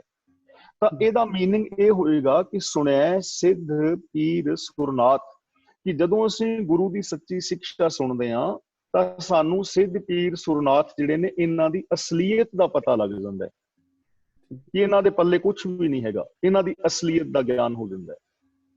ਸੁਣਿਆ ਸਾਸਤ ਸਿਮਰਿਤ ਵੇਦ, ਯਾਨੀ ਜਦੋਂ ਅਸੀਂ ਗੁਰੂ ਦੀ ਸੱਚੀ ਸਿੱਖਿਆ ਯੂਨੀਵਰਸਲ ਟਰੁੱਥ ਦੇ ਬੇਸ ਦੇ ਉੱਤੇ ਇਹਨਾਂ ਨੂੰ ਸੁਣਦੇ ਹਾਂ ਗੁਰੂ ਦੀ ਸਿੱਖਿਆ ਨੂੰ, ਤਾਂ ਜਿਹੜੇ ਸ਼ਾਸਤਰ ਸਿਮਰਤੀਆਂ ਔਰ ਵੇਦ ਲਿਖਣ ਵਾਲੇ ਨੇ ਸਾਨੂੰ ਉਹਨਾਂ ਦੀ ਮਾਨਸਿਕਤਾ ਦਾ ਪਤਾ ਲੱਗ ਜਾਂਦਾ ਹੈ ਕਿ ਕਿਸ ਮਾਨਸਿਕਤਾ ਦੇ ਵਿੱਚ ਇਹ ਲਿਖੇ ਗਏ।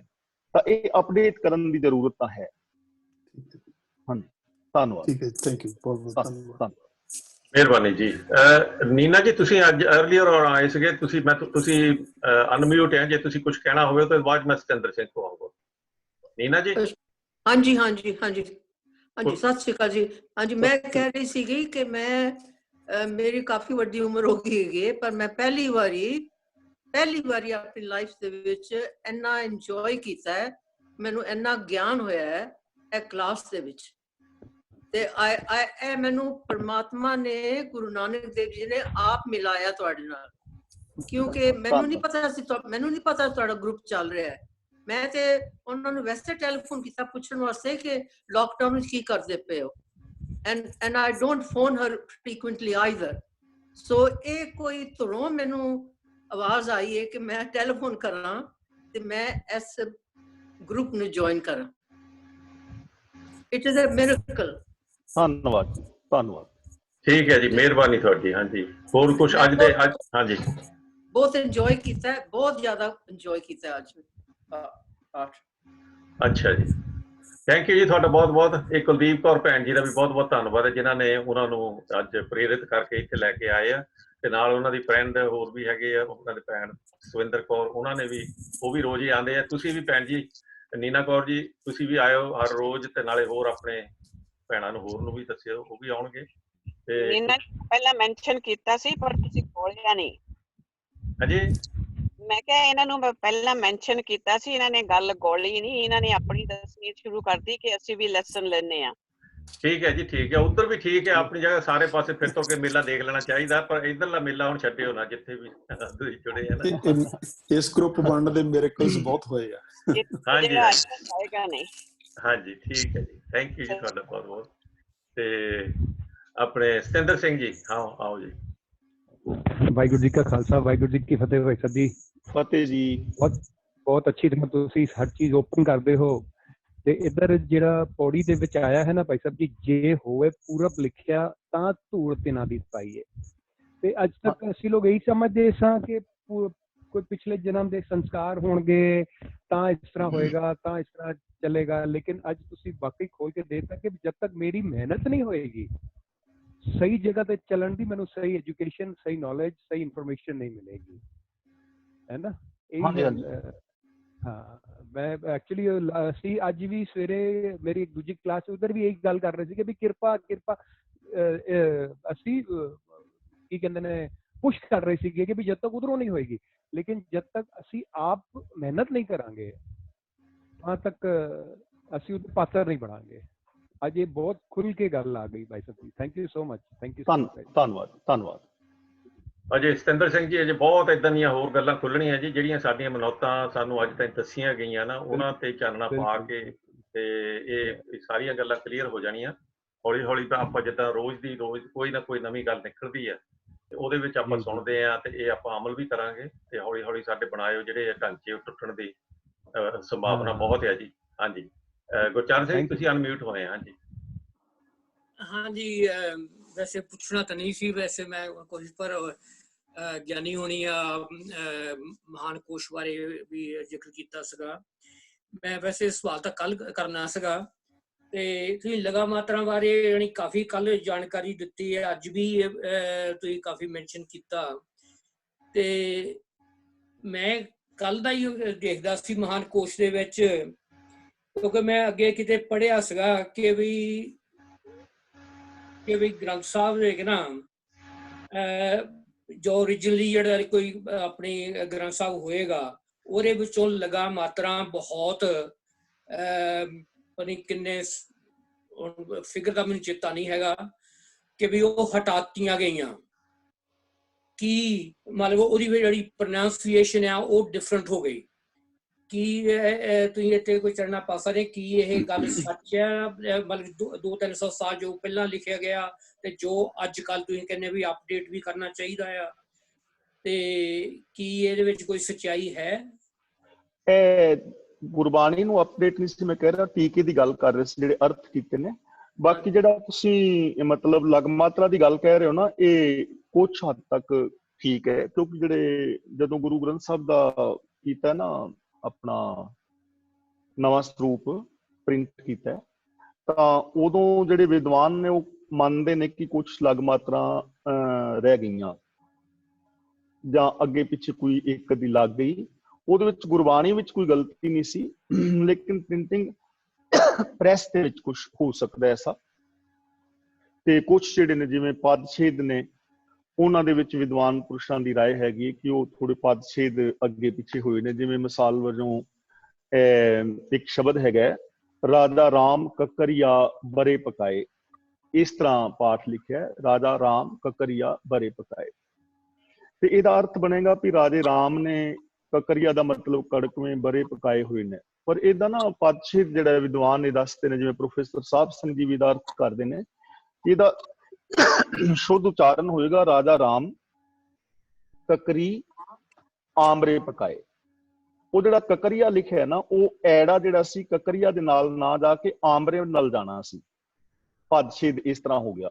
ਤੇ ਇਹਦਾ ਅਰਥ ਇਹ ਬਣੇਗਾ ਰਾਜਾ ਰਾਮ ਕਿ ਹੇ ਰਾਜੇ ਰਾਮ ਰਮੇ ਹੋਏ ਪ੍ਰਭੂ, ਕਕਰੀ ਦਾ ਮਤਲਬ ਅੱਕ ਦੀ ਡੋਡੀ, ਕਿ ਤੇਰੀ ਸ਼ਰਨ ਵਿੱਚ ਆਉਣ ਤੋਂ ਪਹਿਲਾਂ ਮੇਰਾ ਮਨ ਅੱਕ ਦੀ ਡੋਡੀ ਵਰਗਾ ਕੌੜਾ ਸੀ, ਪਰ ਤੇਰੀ ਸ਼ਰਨ ਵਿੱਚ ਆਉਣ ਤੋਂ ਬਾਅਦ ਆਮਰੇ ਪਕਾਏ ਦਾ ਮਤਲਬ ਪੱਕੇ ਹੋਏ ਅੰਬਾਂ ਵਰਗਾ ਮਿੱਠਾ ਹੋ ਗਿਆ। ਤਾਂ ਉਹ ਥੋੜਾ ਬਹੁਤਾ ਇਸ ਤਰ੍ਹਾਂ ਹੋ ਸਕਦਾ। ਬਾਕੀ ਗੁਰਬਾਣੀ ਦੇ ਵਿੱਚ ਕੋਈ ਕਮੀ ਔਰ ਗਲਤੀ ਨਹੀਂ ਹੈ, ਉਹਦੇ ਪਦਛੇਦ ਦੇ ਵਿੱਚ ਹੋ ਸਕਦੀ ਹੈ। ਤਾਂ ਇਹ ਮਤਲਬ ਜਿਹੜਾ ਮਸਲਾ ਹੈ ਇਹ ਸ਼੍ਰੋਮਣੀ ਕਮੇਟੀ ਦਾ, ਤੇ ਉਹ ਵਿਦਵਾਨ ਪੁਰਸ਼ਾਂ ਦੀ ਬਣਾ ਕੇ ਤੇ ਕੁਛ ਜੇ ਹੋਏ ਤਾਂ ਉਹਨੂੰ ਕਰ ਸਕਦੇ ਨੇ। ਮਿਹਰਬਾਨੀ ਗਿਆਨੀ ਜੀ। ਮੈਂ ਕੱਲ ਦਾ ਹੀ ਉਹ ਟੋਲੀ ਜਾਂਦਾ ਸੀਗਾ, ਮੈਂ ਪਤਾ ਨਹੀਂ ਉਹ ਕਿਹੜੇ ਸਫੇ ਦੇ ਉਹ ਪੜਿਆ ਸੀਗਾ, ਤੇ ਇਸ ਲਈ ਯਾਨੀ ਮੈਂ ਅੱਜ ਵੀ ਉਹਦਾ ਟੋਲ ਰਿਹਾ ਹਾਂ, ਲੱਭਾ ਨਹੀਂ। ਤੇ ਬਹੁਤ ਮਿਹਰਬਾਨੀ ਜਾਣਕਾਰੀ ਦੀ। ਹਾਂਜੀ, ਉਹ ਨਾ ਸਾਡੀ ਗਲਤੀ ਹੋ ਸਕਦੀ ਹੈ, ਕੋਈ ਗੁਟਕਾ ਅਸੀਂ ਛਾਪਿਆ ਤੇ ਗੁਟਕਾ ਛਾਪਣ ਦੇ ਵਿੱਚ ਕੋਈ ਲਗਮਤ ਰਹਿ ਗਈ ਤਾਂ ਸਾਡੀ ਗਲਤੀ ਹੈਗੀ। ਗੁਰਬਾਣੀ ਵਿੱਚ ਕੋਈ ਐਸੀ ਗਲਤੀ ਨਹੀਂ ਹੈਗੀ। ਗੁਰਬਾਣੀ ਆਪਣੇ ਆਪ ਦੇ ਵਿੱਚ ਮੁਕੰਮਲ ਔਰ ਪੂਰੀ ਹੈ। ਸਾਡੇ ਪੜ੍ਹਨ ਵਿੱਚ ਕਿਤੇ ਗਲਤੀ ਹੋ ਸਕਦੀ ਹੈ ਜਾਂ ਅਰਥ ਕਰਨ ਵਿੱਚ ਹੋ ਸਕਦੀ ਹੈ, ਗੁਰਬਾਣੀ ਮੁਕੰਮਲ ਹੈ। ਧੰਨਵਾਦ। ਧੰਨਵਾਦ, ਮਿਹਰਬਾਨੀ। ਧੰਨਵਾਦ ਜੀ ਗੁਰਚਰਨ ਸਿੰਘ ਜੀ। ਹਰਨੇਕ ਸਿੰਘ ਕੁਲਾਰ, ਤੁਸੀਂ ਵੀ ਆਏ ਹੋ, ਅਨਮਿਊਟ ਹਾਂ ਜੀ, ਤੁਸੀਂ ਕਰ ਲਓ। Thank you. ਵਾਹਿਗੁਰੂ ਜੀ ਕਾ ਖਾਲਸਾ, ਵਾਹਿਗੁਰੂ ਜੀ ਕੀ ਫਤਿਹ। ਗਿਆਨੀ ਜੀ ਫਤਿਹ ਜੀ। ਗਿਆਨੀ ਜੀ, ਤੁਸੀਂ ਇੰਨੇ ਵਧੀਆ ਤਰੀਕੇ ਨਾਲ ਵਿਆਖਿਆ ਕਰਦੇ ਆ ਤੇ ਉਦਾਹਰਨਾਂ ਦਿੰਦੇ ਆ ਕਿ ਕੁਐਸਚਨ ਪੁੱਛਣ ਜੋਗਾ ਛੱਡਦੇ ਹੀ ਨਹੀਂ। ਤੁਸੀਂ ਇੰਨਾ ਵਧੀਆ ਕਰਦੇ ਆ। ਧੰਨਵਾਦ। ਪ੍ਰੇਮ ਬਾਰੇ ਕਿੰਨੀ ਵਧੀਆ ਉਦਾਹਰਨ ਦਿੱਤੀ, ਫਿਰ ਦੋਸਤੀ ਬਾਰੇ ਦਿੱਤੀ, 279 ਜਿਹਦਾ ਕਿ ਪਹਾੜਾ ਵੀ ਸੁਣਾਤਾ, ਸਤਨਾਮ ਹੁਣੀ, ਉਹ ਵੀ ਸਾਨੂੰ ਪਤਾ ਲੱਗ ਗਿਆ।